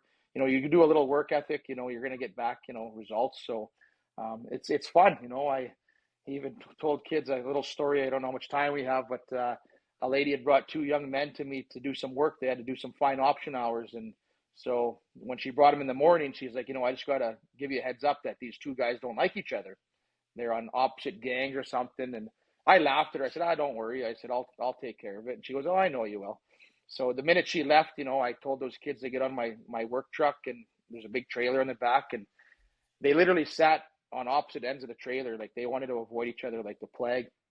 And so we got out to where we were going to work in the bush. And I said, I called them together and I said, you guys, what's up? I said, I can obviously tell you guys don't like each other. And they said, well, no, we don't. And I said, okay, well, who's tougher? And they kind of looked at me like I was crazy. And they said, well, we fought a few times, but I said, okay, well, cool. Who won then? Because whoever won is the tougher guy. And they kind of laughed. They said, well, we never really fought fair. It was always like 3 of my friends against him or 4 of his friends against me. I said, oh, so you guys are pussies. I said, you guys gang up on each other, eh? And they started laughing. I said, well, fight then. Let's get it over with. We'll see who's tougher. And, the tougher guy will be the one on top. And long story short is they didn't want to fight. So put them to work. And, a couple hours later, I had to go get a haircut that morning. So I said, oh, you guys stay here. I kind of gave them directions what they had to do.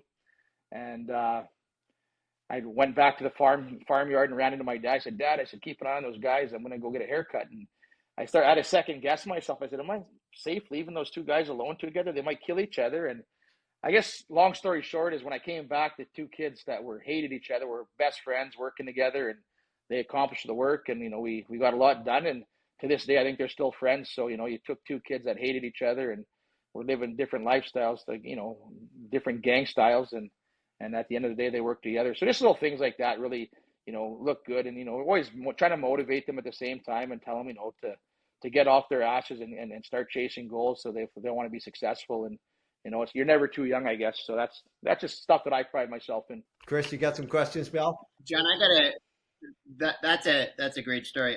I was just, doing a little research. I mean, like these guys said, you're arguably the most interesting man in the world. I'm just looking at your career. I'm curious in the KHL, how do you either get on their radar or how do you get on their radar? Like, that's a pretty big leap geographically from where you're playing. No, they came to me, and to be honest, I would have went over there earlier because I made a lot of money there, right? It's almost making NHL money without paying the taxes.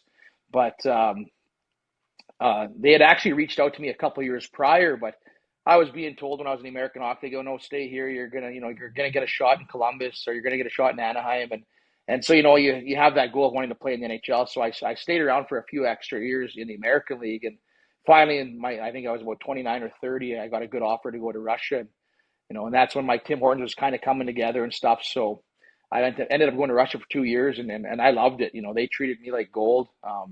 You always hear all these scary stories about guys going there and not getting all their money and stuff. But to be honest, I came back with more money, I got gifts. I got extra bonuses for cash. I'm sure you guys might have heard some of my other stories about flying across the ocean to fight and getting really well compensated for it was kind of cool. So, being treated like gold there, being able to see the people I've seen, and I even got a party with Vladimir Putin at one point with our team owner, and just being able to experience that was awesome.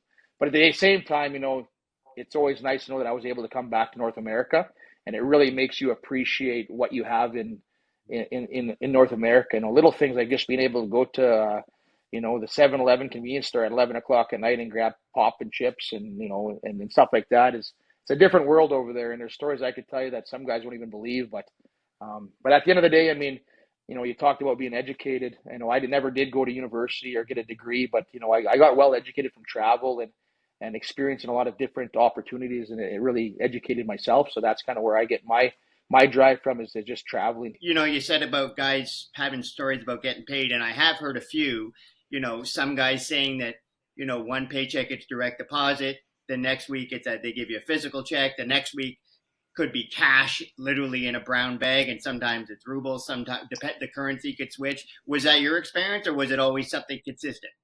Mine was always consistent, but what I say on top of that was the bonuses that I was getting, for flying, for getting in a fight, or for, I'll make it worth your while. Or when my daughter was born, I got a little 8x10 solid plaque of gold that's probably worth, $50,000-$60,000. So just all these little gigs I got, or bonus cash for, having a good fight. So I walked away with a good majority more than what I earned. So, but yeah, you hear a lot of those stories, and it's pretty sad. But I've never experienced one thing, and please don't ask about the Russian gas, because I've never experienced that. I think every podcast it gets brought up, we got to ask about the Russian gas, and I never experienced it once. I don't know what the Russian gas is. You talk about just going out like at night. What, like, was that something you because you're over there, and obviously growing up here, we only ever hear the stories of what it's like over there. We don't know what's fact and what's fiction. On your own time, did you find yourself kind of looking over your shoulder, or not, just concerned about your whereabouts and what you're doing? I live on the wild side, so I mean, I get myself into trouble wherever I go. I'm the guy that's walking in New York City in the subway, and I remember my dad and I went to New York, so I'm never worried. I mean, I'm pretty street smart, and I grew up on a reservation where a lot of res parties and stuff like that. So I know how to look over my shoulder without looking over my shoulder. I don't know if you guys heard like the Yablonsky Mirasty wedding party there that we had. That was a pretty wild. You got to tell us about that one. That was a pretty wild story, but I don't know if you guys want me to bring that one up. Let's go. Let's go, John. Bring it on, baby. Okay. Well, it was the first month of Russia. And over there's no NHLPA, so there's no rules like where you can only be at the rink for 3 hours. It's basically you eat, sleep, and work out and skate. And for the first 3 weeks, that's all we did. So I remember we were in Magnitogorsk, and it was like a tournament style exhibition season, and we had played Friday, Saturday. And I had a really good tournament. I think I fought a couple of big Russians and did really well, and we won a couple games. And I remember at the end of the Sunday night, Nazarov was our coach, Andre Nazarov, and he told us, Canadian guys, go let loose, have a good time, and he had a good weekend. So we went for dinner, we went bowling, and I remember telling the guys, saying, well, we've never seen the nightlife in Russia yet. Like, let's go check it out. So it was a Sunday night, mind you. And we were already pretty drunk, and we went to this nightclub that didn't open till midnight. And we got there probably about 11:30, and there was a big crowd outside waiting to get into this big club. So just to clarify, it wasn't a wedding party that we crashed. We were at a club going into a club. And of course, me and Yablonsky, we stick out like sore thumbs, both big guys, mohawks, black eyes. So a lot of this wedding party with the women was there, and they were being fans, like taking selfies with us. And the men didn't like that, I don't think. Like, the men in the wedding party weren't too fond of that. So next thing you know, long story short, they're pushing and shoving, and I stayed out of it. So when I seen trouble coming, I kind of got to the back of the crowd, and I put my back away, so I'm facing all the trouble. And for about 10 minutes, it was just arguing and pushing and shoving, and they were calling us American, like Rusa Americans. Like, they thought we were, because we spoke English. You guys are Americans. And long story short is a fight broke out, and me and Yablonsky weren't even in it. We were kind of in the back, and Kip Brennan was there, Matt Dalton, our goalie, And even the bread man there, Panarin, was there, and he was just a young kid at the time. And Panarin actually is the one that saved me, because anyways, a fight broke out. Jeremy jumped in, and 3 guys jumped on Jeremy. So, that's Jeremy's a good friend of mine, childhood friend. So I thought, okay, well, I better get in there. And, next thing you know, Jeremy and I had knocked out like 6 or 7 guys. And I remember looking back, and it looked like a war field. There was guys doing like the dirty chicken, and I remember I was actually scared. I'm like, fuck, we're going to go to jail, or we're going to get in trouble. So they started running, and I'm slow. So the cops came, and I put my hands up because I didn't want to run and get shot or anything. So they ended up cuffing me up, and luckily Panarin turned around and come and got me, because I didn't speak a lick of Russian, and the cops didn't speak English. So Panarin, and at that time Panarin didn't even speak very good English, and he's like, I'm Mirasty, a tough guy, and so he looks at me, and I'm cuffed up, and he's like, you have money, and he kept going, like, showing me money, and I'm like, in my pocket. So I pulled my wallet out, and I think I had like 300 or 400 American in there, and he's like, give. So I give those money to those cops, and that was it. The cuffs were off, and I was a free man. So I always joke around. Panarin saved me at that one, because I did not know what they were saying. So like that stuff like that happens, and but it's a story to tell, and it ended up breaking out into the media and getting into North America, saying that the Canadian tough guys, what's it called, crashed a wedding party, but they crashed our party. That's right. Did everybody wiggle off the hook in that story, or like all the guys you were with? Was there anyone else that was arrested? Like I said, I'm the short, thick one, so I'm the slowest. They were long gone. I think they targeted me. I was a slow one. So, but anyway, it worked out, and yeah, so just stuff like that was pretty wild there, and being able to go party at the boss man's, it was called the Village. It was our owner at the time was Mob. I think he owned half of Moscow, and we'd go out to his village, and I mean, he had Siberian tigers, he had horses, and guy didn't speak a lick of English, but he liked to party, and he was a scary man too, shorter than me, but you could just, I'm a guy that I look at guys, I know who's tough and who's not, and I didn't want to mess with him. He just had a mean look in his eye, and I think I've had a knife put to my throat from him and stuff like that, but just wild stories. But they know how to party. I'll tell you that much. They know how to party. The vodka's good. Hey, would you ever go back? Not necessarily, obviously not playing hockey, but would you be invited back to go and celebrate a championship with an Andre Nazarov? I played with Naz, your GM and coach there. I played with Naz with the Phoenix Coyotes. Really enjoyed him too. He was a very interesting guy, very bright guy. I love first round draft pick. He was a first round draft pick to the San Jose Sharks. But would you go back to Russia, or would you be afraid that you've told some stories that you've exposed people? I'm not scared at all. No, I'd go and have a blast. I love that. I'm one of those guys, though. I don't give a shit who you are. Even when I was up in Quebec, we were talking earlier before we started the podcast. The bikers ran the leagues a lot, and they were paying me in envelopes and stuff. And I'm the kind of guy that I'd go to the bar, and they always were trying to recruit me to be like a collector. I had the mohawk and black, like I said, that mean look, and they'd try to treat me like gold, and they'd buy me shots and treat me awesome in the bar. But I was always the guy that would give them shots back. You give me something, I'm going to send a shot back at you. I'm not going to, leech off you. And same thing in Danbury. I know Jimmy Galante said it live on a podcast one time. He said, "Yeah, I used to make those grown hockey players cry. They were so scared of me." And he said, the only one that I didn't know how to read was John Mirasty, because, like I said, I didn't give a fuck who he was. So, sorry for my language, but I know I've grew up in some rough places, so I don't really get scared. I'm an adrenaline junkie. I could jump out of planes right now, or I could jump off cliffs. I think that's why I fought for a living. I love that rush of adrenaline. That was I can honestly say, I've never done any hard drugs in my life, and I think my hard drug is adrenaline, trying to do stupid stuff and be scared. I used to love fighting the really tough guys, like Steve Matt, the guys that I wasn't very scared very often, but I mean I love to be scared, because when I was scared I did better. But that was my rush, was like when Steve McIntyre or Derek Bugard would line beside me and say, "Let's go," I just throw my gloves off. I wouldn't even think about it, because after I threw my gloves off, I'm like, "Oh shit, what did I do?"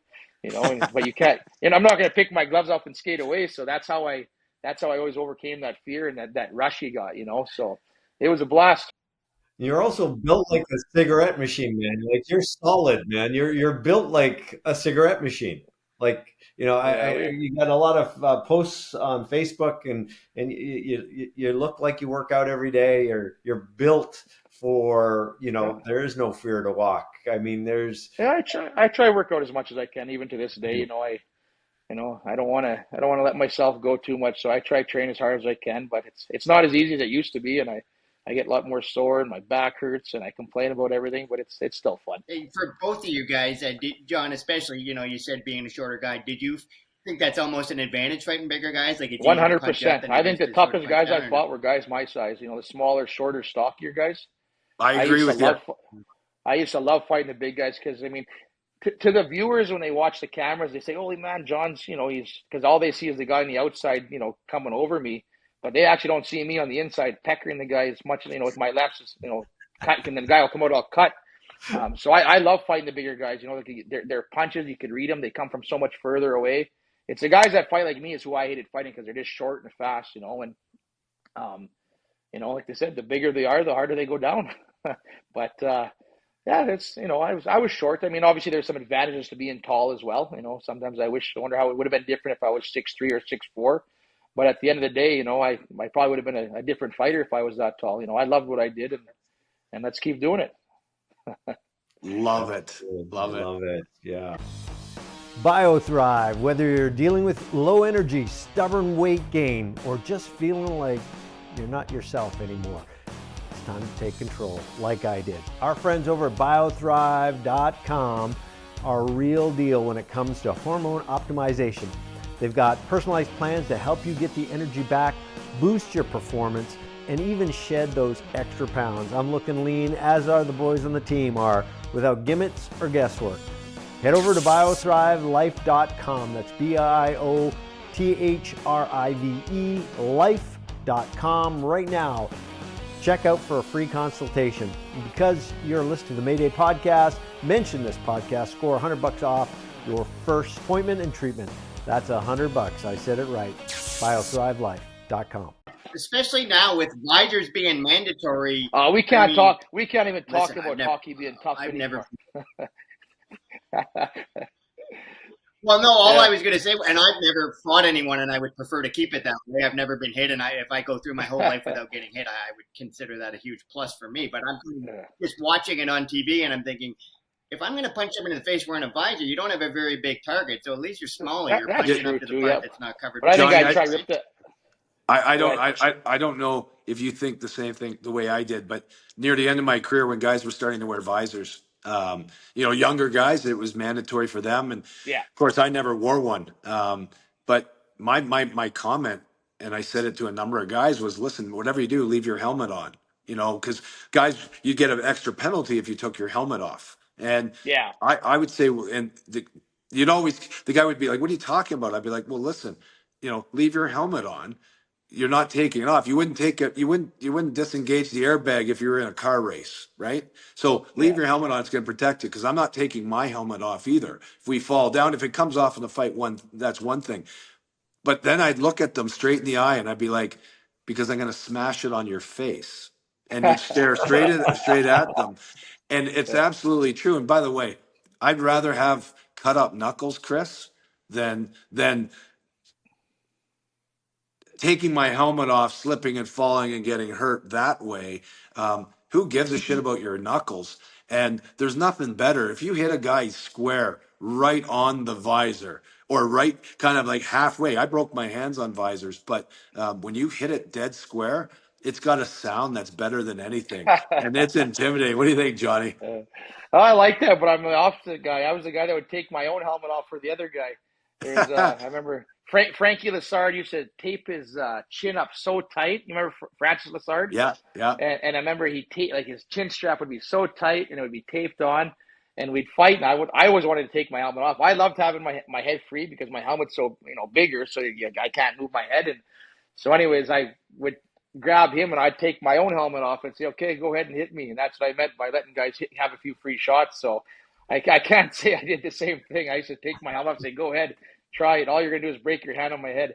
So, But I get what you're saying too. It used to be fun to smash the visor and their head would explode off, and yeah. But I guess the stuff that excites us, that's what we're different cookies, I guess, right? I love it. It's funny because I'm watching Alex, our producer, to the side here with these stories of the helmets popping off, and he's just like eyes are like this, and this is awesome. I've got it's a different breed, different guy. I think it takes a different person to fight. I just had a guy message me half hour ago when I was checking my phone for this website. He said, "Hey, can you teach me to fight?" But you can't teach. There's stuff you can't teach. I think it's all in our heads there. And like Brad said, he had a few things that he'd like to do, and the average person would say that guy's nuts. But that's the breed. That's the breeds we are, I guess. It's Johnny, funny.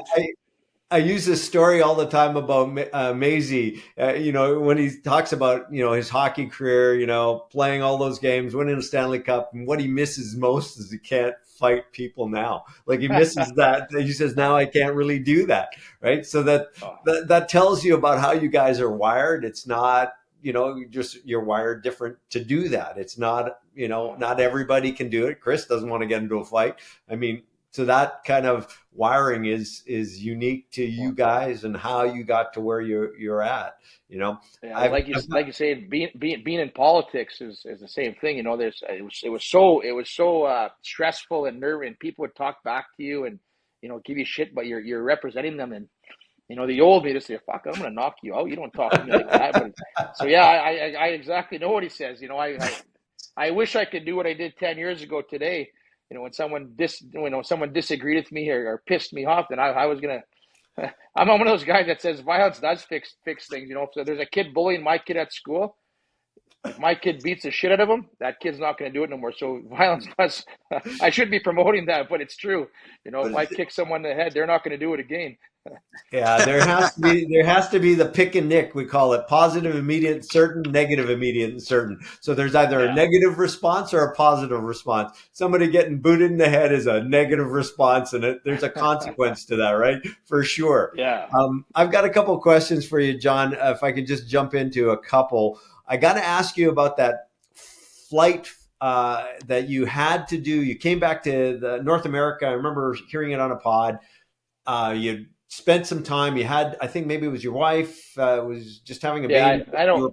Can you tell us about that? I'm very interested in hearing about that, Aidan. Yeah, well, what happened was my wife, my oldest daughter Ava was born in New York, in Syracuse, New York, because that's where I played in the American League.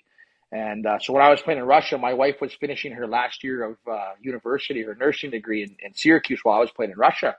But my daughter was born, so I flew home for my daughter's birth, like anyone would do. And then I stayed for about a week, and then I had to go back to Russia, obviously to finish the season.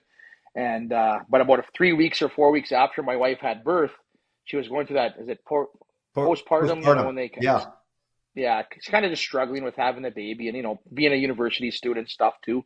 So I'd actually asked Nazarov. I said, "Hey, listen, man," I said, "my wife's struggling. Is there a way I could fly home for a week, just to go and help her get on her feet again?" But we were playing Astana, which is where Josh Gratton and Chris Simon were.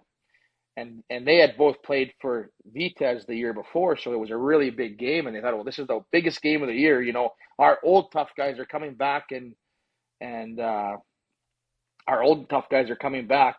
we need to respond with our new tough guys are going to give them a licking. But they understood. They said, well, we got Yablonski, we got Kip Brennan, we got Nick Tarnowski. We'll be okay. You can go then. So they were awesome. They let me fly home. So anyways, I flew all the way. How you've been to Europe, right, Brad?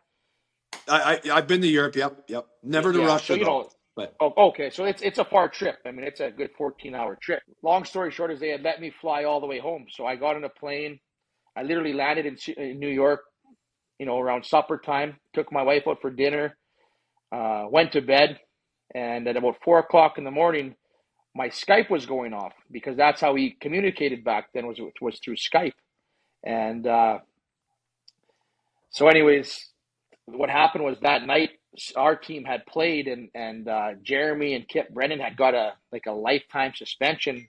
I think they ended up changing it to 18 games or 20 games, but basically they had this brawl. Nazarov had got kicked out for throwing a stick in the stands, it was all over the news.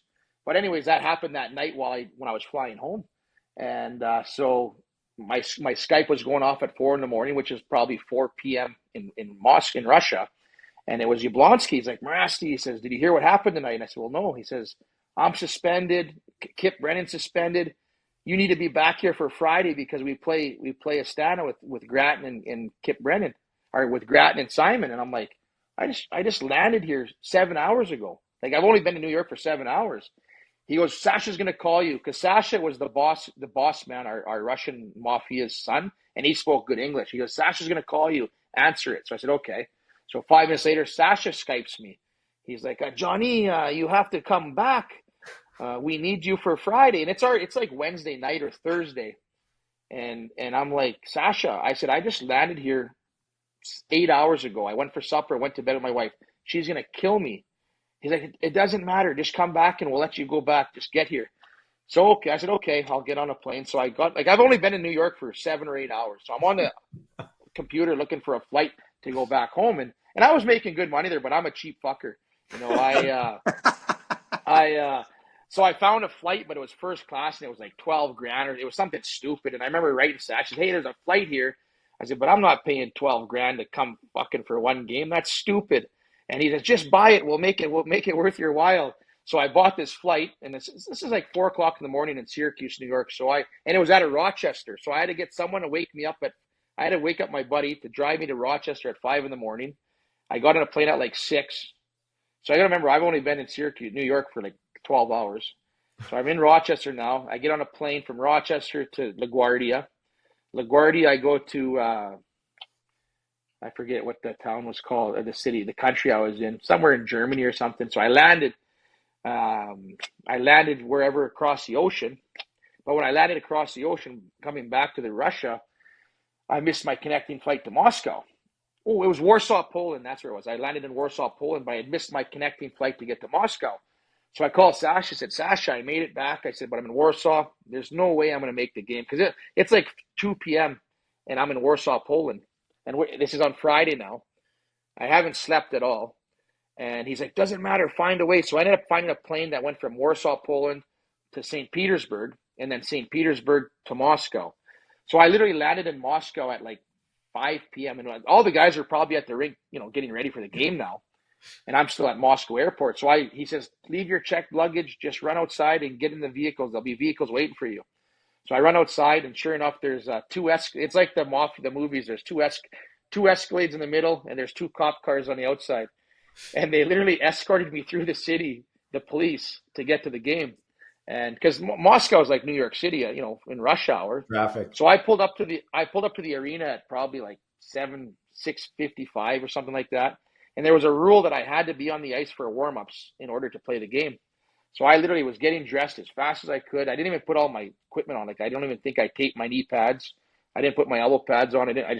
I went and did 2 laps. And I remember I got on the ice, did 2 laps, came back in the room, and I collapsed. I was so tired. Like, it's been literally the last 24 hours I haven't slept. So Nazarov calls me to the office. I think it was Alexei Zamna was our GM. Both speak English, and they started laughing. They said, how do you feel? I said, I feel okay, I guess. What's up? Well, you know what, we flew you back here. You know what you came back for, right? I said, yeah. And I said, first shift, let me fight, and I want to get out. Like, I don't want to play hockey. I just want to do my job and leave. So very, very first shift, I line up against Grattan, and he doesn't, remember, Grattan doesn't know that I just flew across the ocean. And I'm like, listen, man, I said, let's go. He's like, no, not yet. We'll play a couple shifts. I said, no, we're going to go right now. I'm going to set the tone. You know, kind of like what gyms do. I'm going to set the fucking tone. But, yeah, so anyways, we end up fighting. You can watch on YouTube. I do him in pretty good. His eyes are both shut. We go to the penalty box, and over there it's a 2-fight rule. So you can only fight twice, and then you're kicked out. So I'm sitting in a penalty box, and I'm thinking, I don't want to play another game. Like, I just want to fight and get out of this game. So I'm in the penalty box telling Grattan, hey, we're going to go again. He's like, no, I'm done. I said, no, we're fucking going. So long story short, we get out of the penalty box. They score a goal, or we score a goal. I can't remember. They put him back out there. So I look at Nazarov. I say, get me out there. So I get out there, fight him again. I really had to force the issue this time. Same thing, beat him up pretty good. And then, yeah, the team after the game had to fly on the road. I stayed and partied for about 2 or 3 days, and then they flew me back to New York. And I got to spend like a week or 2 with my wife, and And but the best thing was I got $100,000 or like $50 or $100,000 bonus, and they said that should cover your flight, eh? And I'm like, yeah, that'll cover my flight. So Make it worth your while. yeah.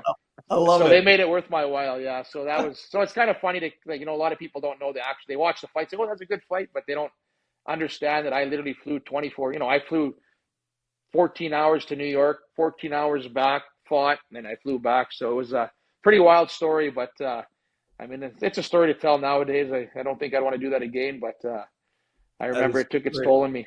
That's crazy. Multiple time zones. Yeah. When I heard that, we got to talk about that. That's insane. Yeah. When you played in Russia and you played in Kazakhstan. Where did you play in Kazakhstan? I've worked overseas a bunch.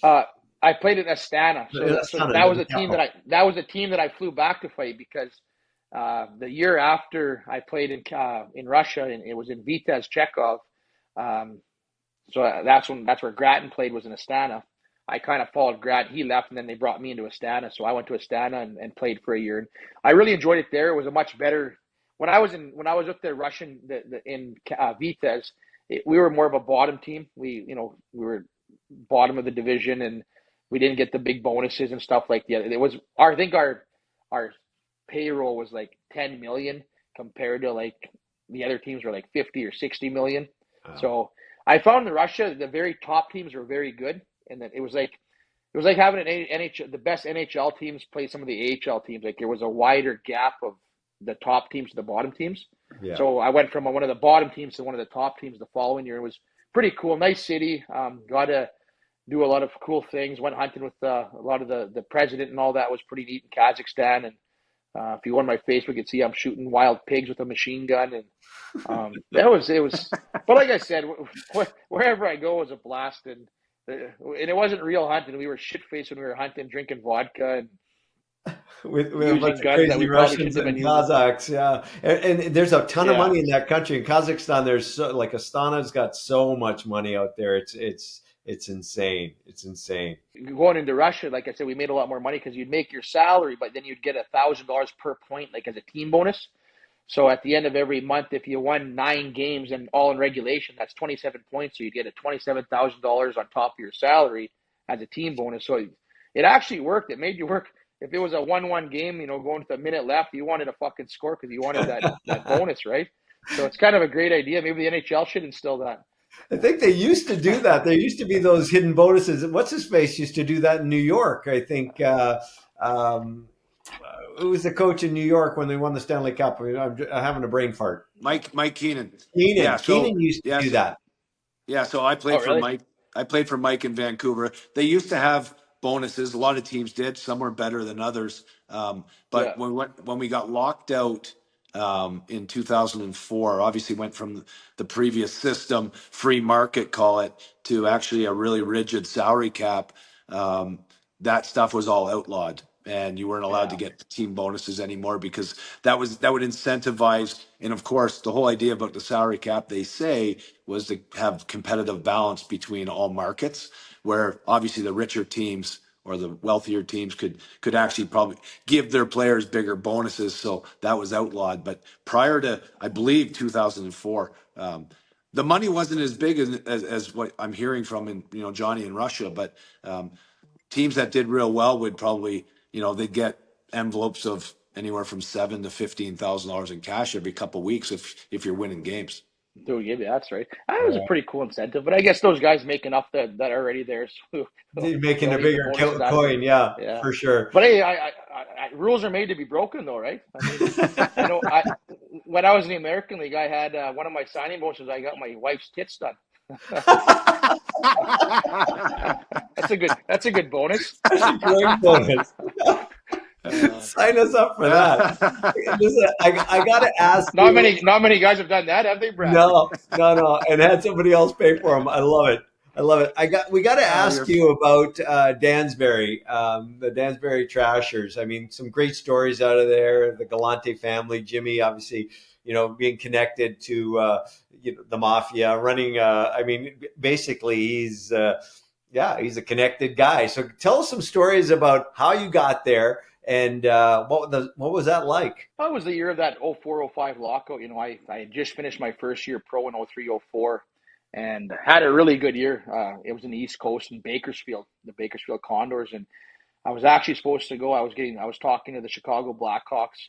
I fought a lot that first year. I think I had 42 fighting majors, and um, did really well for my role. And I was talking to the Chicago Blackhawks and getting all excited to go to camp there. And then they had that 04-05 lockout, so I ended up going to Norfolk. That was their American League team, but obviously all the NHL guys were at Norfolk. So that Norfolk, actually, Chicago had Norfolk trade for my East Coast rights to Greenville, which was Norfolk's East Coast team. When they wanted me to go to Greenville for a while till the NHL got back up, and then I would have went to Norfolk. And I remember being in Greenville for I think 2 nights, and I fucking hated it. And I actually had, I think, my first game. I think I had a goal and assist, and I did fight. And they were like, I had a phone call that night, and I wasn't happy in being in Greenville. And it was some French guy up in Quebec. He's like, "We drafted you in the first round, and we'd like you to come up here." And I was thinking, who the hell would draft me in the first round? And because I didn't even know anything about the league, right? Like I was an enforcer, and they were like, "Yeah, you were one of our first our draft pick." And they said, "We'll give you," I think it was like $2,500 a week. And I was like, "Okay," because I was 20 years old making $450 a week in the East Coast. And these guys were offering me $2,500. I'm like, "Okay, I'll come. I can bring my girlfriend from California, and I'll come live in Quebec then." So I ended up leaving in the middle of the night and leaving, but I ended up getting a flight and going up to Quebec and playing. And then I got hurt up there, broke my ankle in a fight, or I didn't break it, tore it or something. And then I missed that professionalism of the East Coast, and in the States, much better medical and stuff. So I ended up going to to Danbury. They had called me because they were bugging me to go to this new team that was basically, it was a 17-year-old GM. His dad was the mobster, and whoever you were, it didn't matter who you were, they would get you. They'd pay you whatever. Like they brought Stephen Pete there. They brought Garrett Burnett. They brought Frank Bialowas. They had Brad Wingfield. They had Brent Gretzky. They had all the top minor league goal scorers. We were living on a lake that was one of the richest zones in America. They were paying the cabins were like mansions, and we didn't pay $1 for them, but we were getting checks for rent. We were getting checks for groceries. My wife was getting a check to work at the trashing company. It was just it was unreal. It was like The Sopranos. It was quite the trip. And so I had a good time there, but I didn't really enjoy it because I love fighting lots, and we had so many fighters there. We used to literally have to fight each other to get into fights. And so I didn't really I enjoyed being able to play with a team where I was the main fighter to go fight the other guy every night, where we had 4 or 5 of us, so it was harder to get guys to go. And I've always been an honest fighter. I don't like jumping guys that are goal scorers. Like I want to fight the competition, and so that part was hard for me, I guess, when I was there. But it was fun, and I know we went right to the finals that year or something like that, and then. So I really only played a half, maybe 3/4 of a season in Danbury, and then I went back and then I ended up going to the American League. Yeah, there was a lot of guys there. Like even another tough guy was Dave McIsaac, Frank Bialoa, Stephen Pete, Garrett Burnett, Ruben Nadur. Must remember Ruben. Oh, I played with Ruben. Hey, I got a great story. Want to hear this one? I got a great let's story. hear it. And then maybe you can tell me a Ruben Nadur story. So I can, but I can't. I'll get in trouble. So okay. I'll tell you when we're drinking beers. Hey, Rooms was his first year. He just coming from the Guelph Storm, and comes to training camp in Buffalo. And it was actually the lockout in 1994 when we were locked out, but it was the training camp before we got locked out. And Rooms is going to play. You're old. I was probably like 11 years old. Yep, right. It's right there, that's right? All, that's all I wanted to say. Okay, keep going. So Rooms, I'm an assistant captain of the Buffalo Sabres. Not that matters, but I'm in the back seat of the bus, and we have a game against the Hartford Whalers, which turned out to be a fight night. It was unreal. I fought Mark Janssens in the same stoppage of play 3 different times. Like to stand like toe to toe, 3 fights where we both let go. We'd start up again. Few minutes later, we fought the 3rd time. But one of the greatest things, Ruben Nadur, he's staying at the Holiday Inn on Niagara Falls Boulevard in Niagara Falls, New York, and that's where our team bus is leaving from at 3:45 in the afternoon.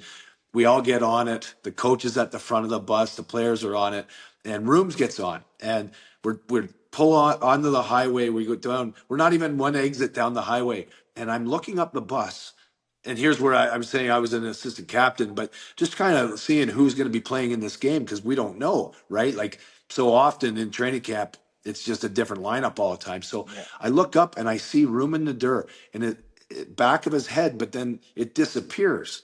And he's got his hand in his hands, kind of leaning into his knees. And I'm like, the hell's going on? Something clearly is wrong with this guy. So I walk up to him. I'm like, hey, Rooms, what's going on?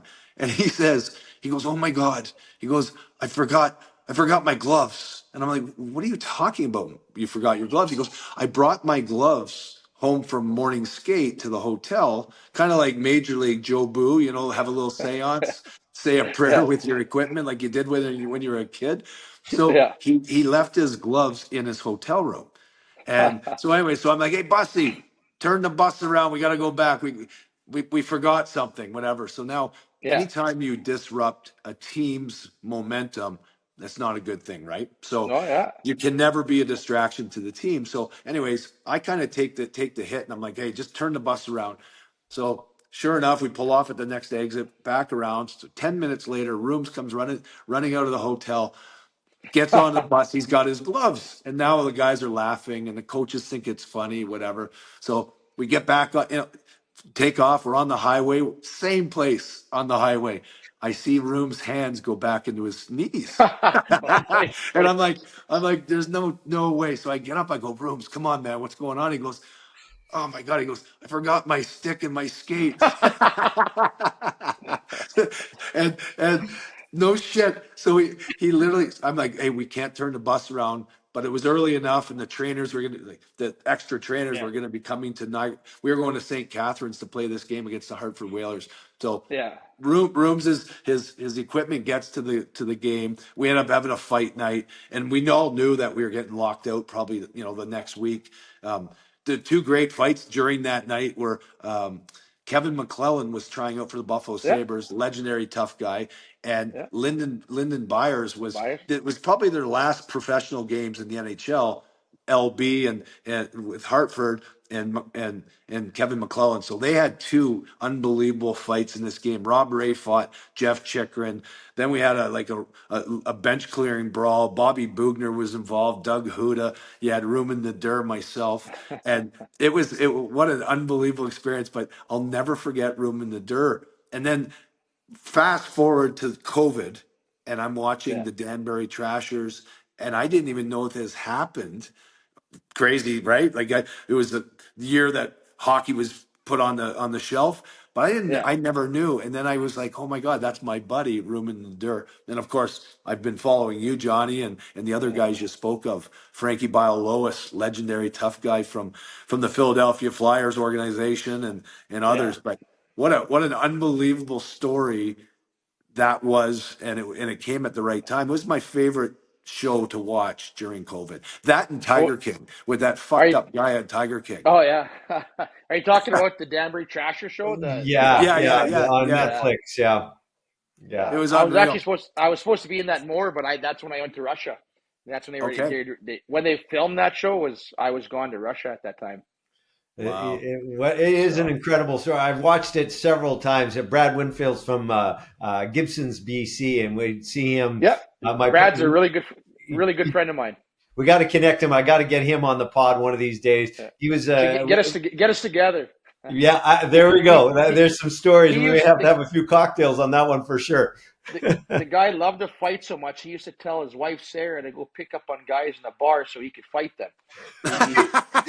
Just so it can instigate the scrap.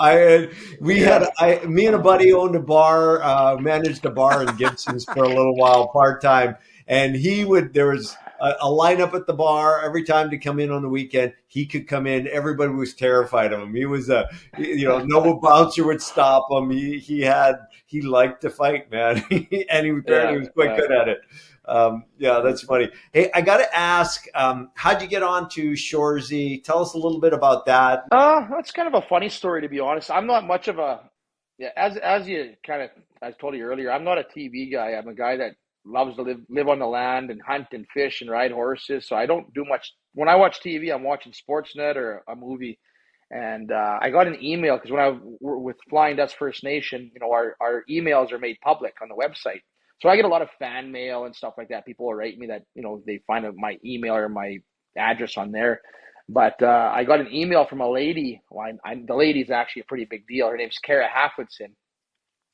But she had emailed me and she said, "Hey, Mr. Mirasty, Jared Keeso's because Jared Keeso, Shorzy is a huge hockey fight fan. Like, Brad, he'd love you. He's just loves guys that scrap. And I mean, I'll ask him about fighters, and he knows more about fighters than I do. And but anyways, she said, Jared's a big hockey fight fan of yours, and would you ever have any interest of being on our TV show? It's a spinoff of Letterkenny." And so I was kind of like, well, I've never even heard of what Letterkenny was. I don't know if you guys know what that is, but Yeah, we do.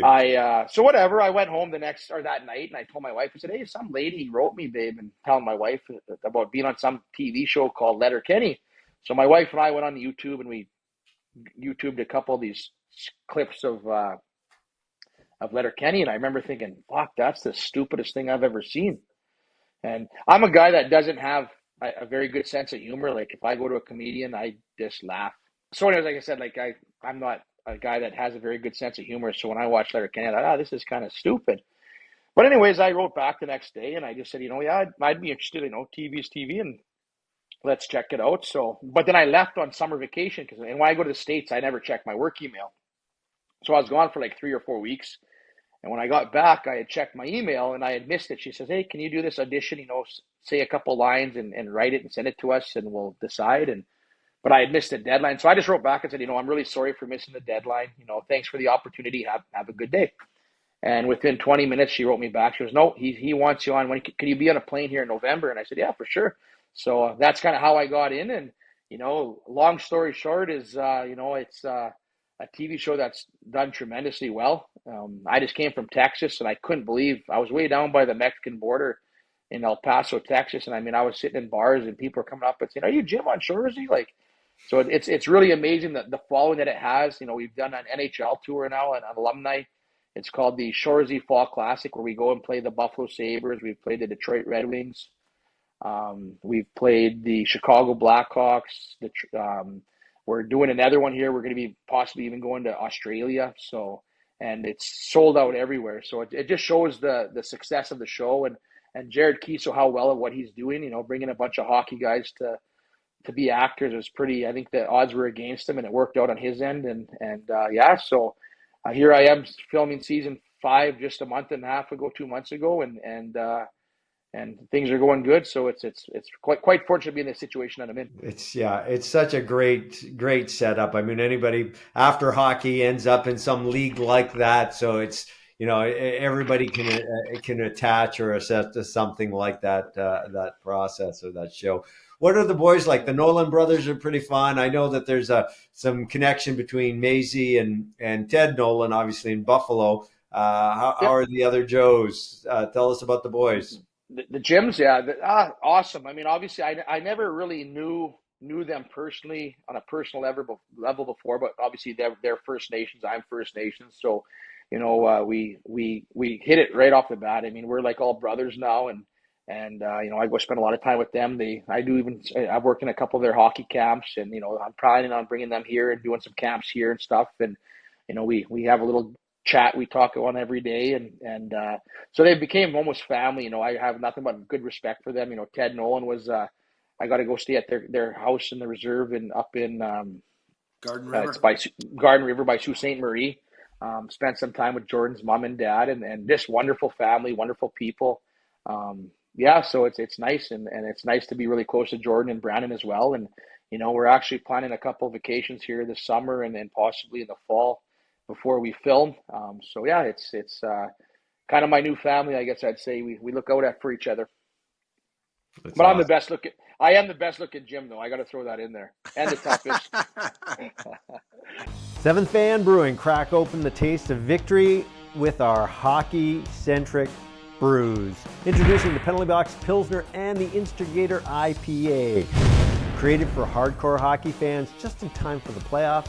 Get out, get a six-pack, grab a couple kegs. Check out the seventhhandbrewing.com with locations in the Pacific Northwest, coming soon to Canada and across other areas in the Pacific Northwest.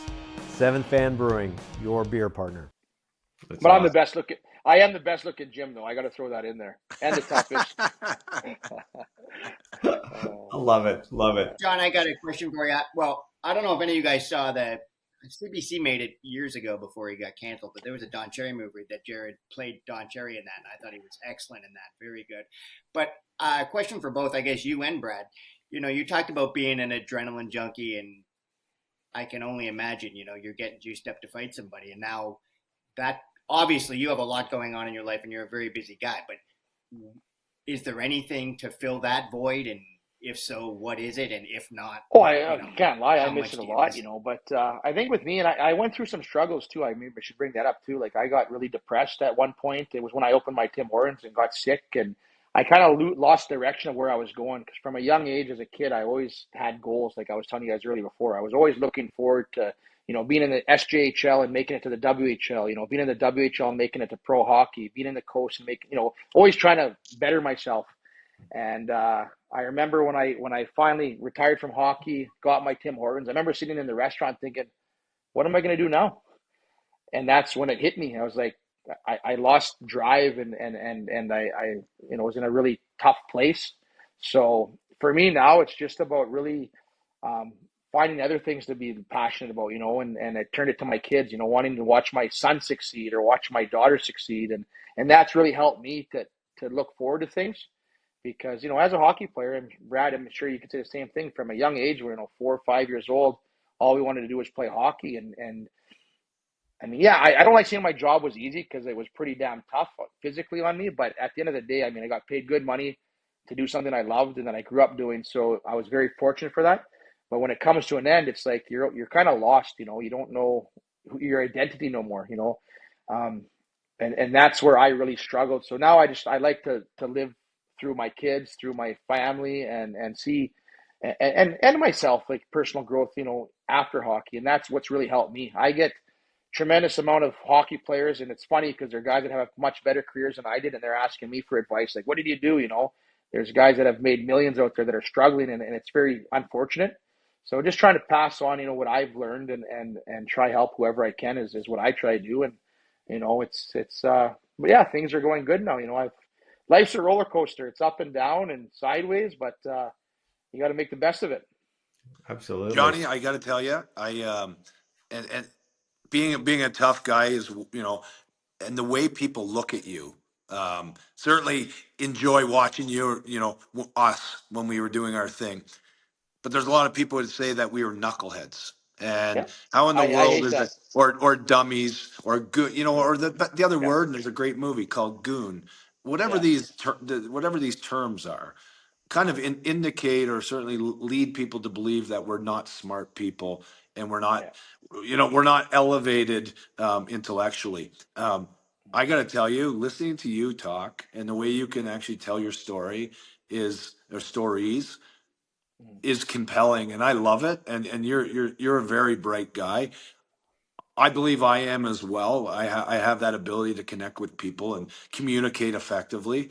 But for all our buddies that possibly are struggling, do you think it's self-inflicted, or do you think it's that stereotype, you know, out there that, oh my God, that guy was a fourth line dummy hockey player, he's not capable? No, What's your I think experience with that? I I don't want to put anyone down, but I mean, a lot of the guys that have struggled and unfortunately are no longer with us. I know a lot of those guys I know them on a personal level, and I know a lot of them struggle with addictions. Okay. Don't get me wrong. I'm not going to sit here and say, "Oh, punching the head's good for you," because it's not. You know, I got hit. I think I can say this with confidence that I've probably been hit more than any other NHL you know, fighters out there. The way I fought wide open, being shorter than guys. Was it good on my head? No, but was it the main factor of why we fall apart? And I don't think it is. I think it's a lot of these guys were with addictions. Like when I went through my depression, I probably would have done myself in if I was doing cocaine or an alcoholic, right? But I'm not an addictive person.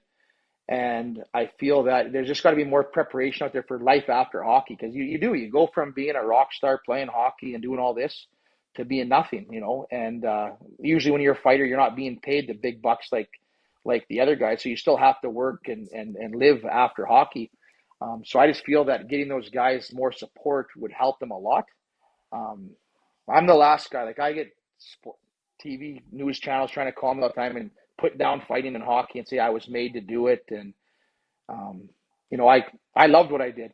Yeah, I was told a few times a tap on the shoulder, go get him, but I loved it.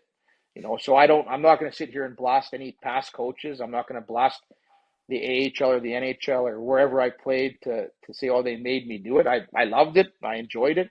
And I would have done it again. So I just want to say, like I said, I feel bad for those people, but I think there was a lot of other underlying issues that would create that.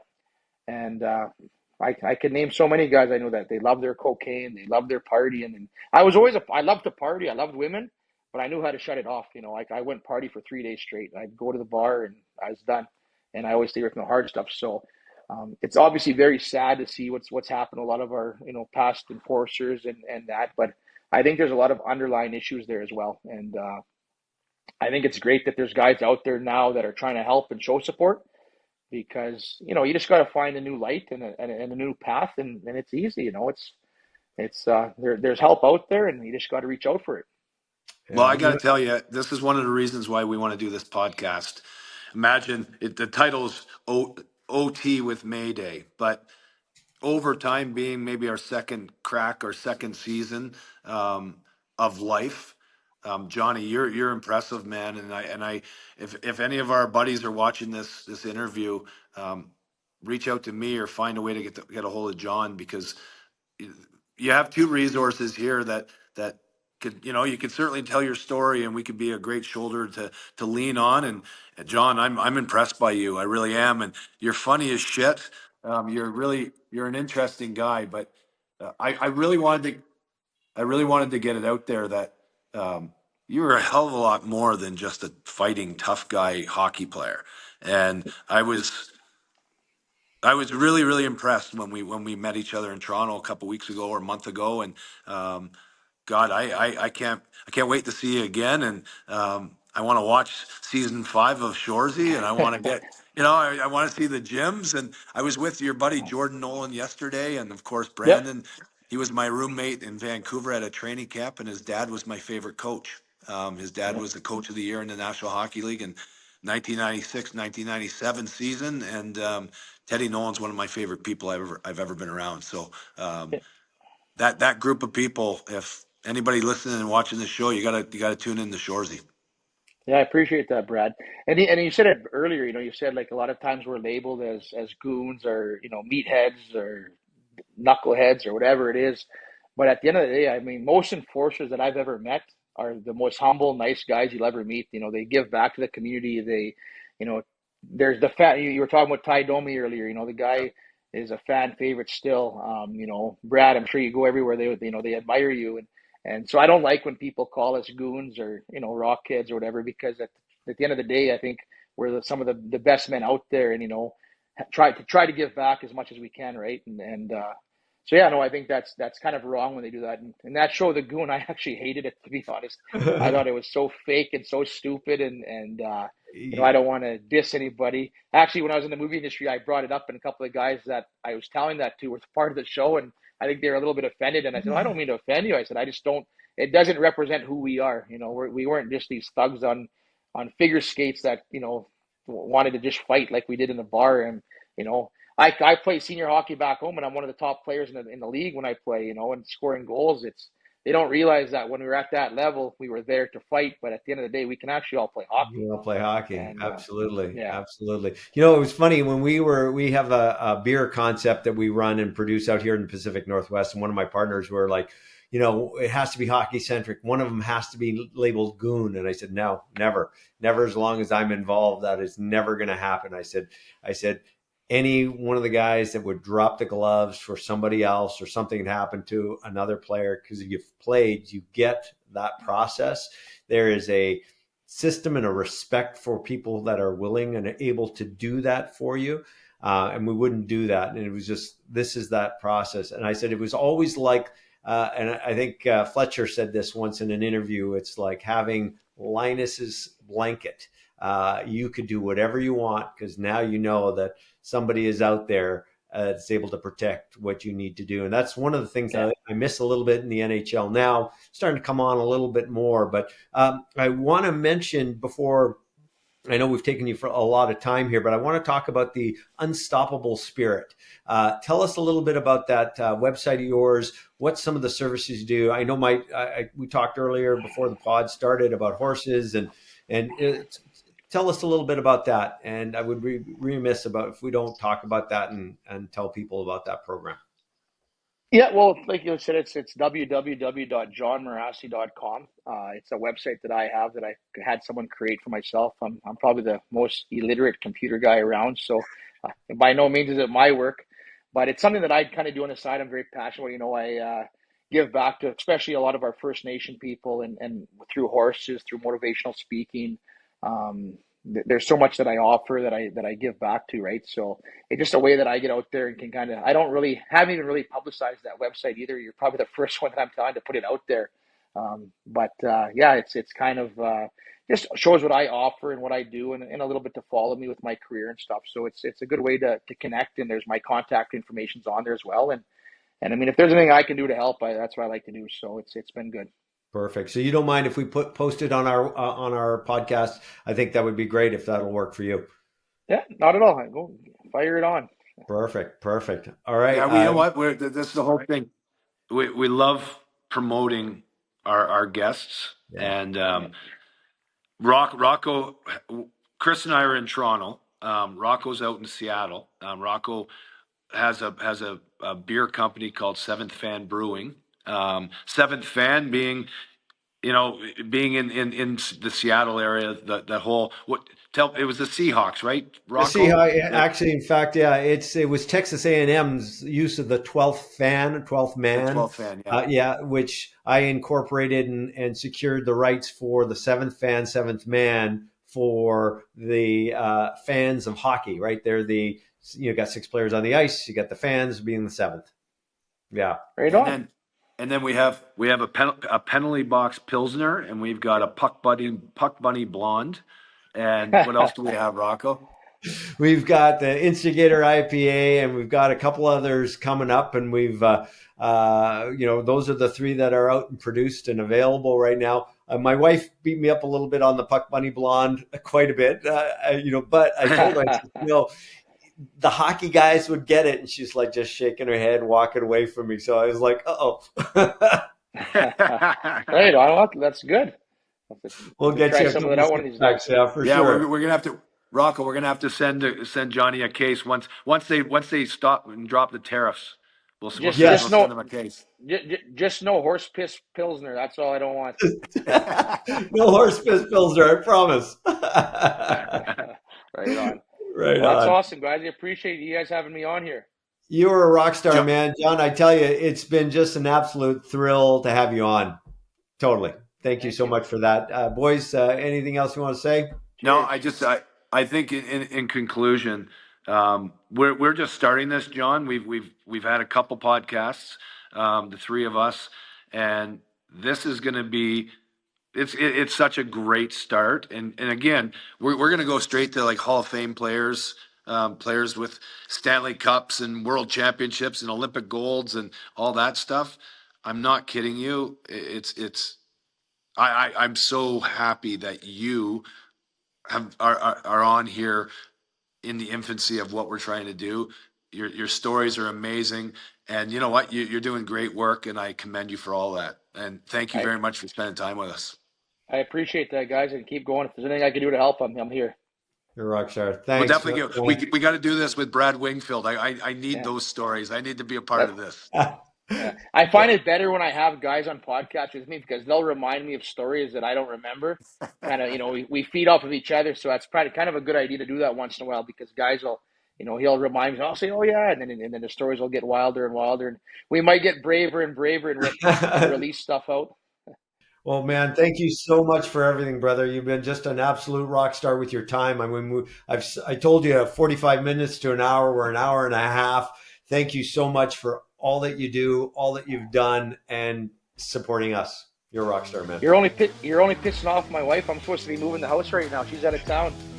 I don't want to piss her off. Happy wife, happy life, brother. My wife scares the shit out of me, so I'm not going to go do what you got to do.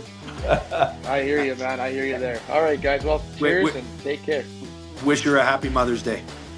Definitely. Yeah. Thanks, guys. All right. Thanks, man. Cheers. See you, Johnny. All right, buddy.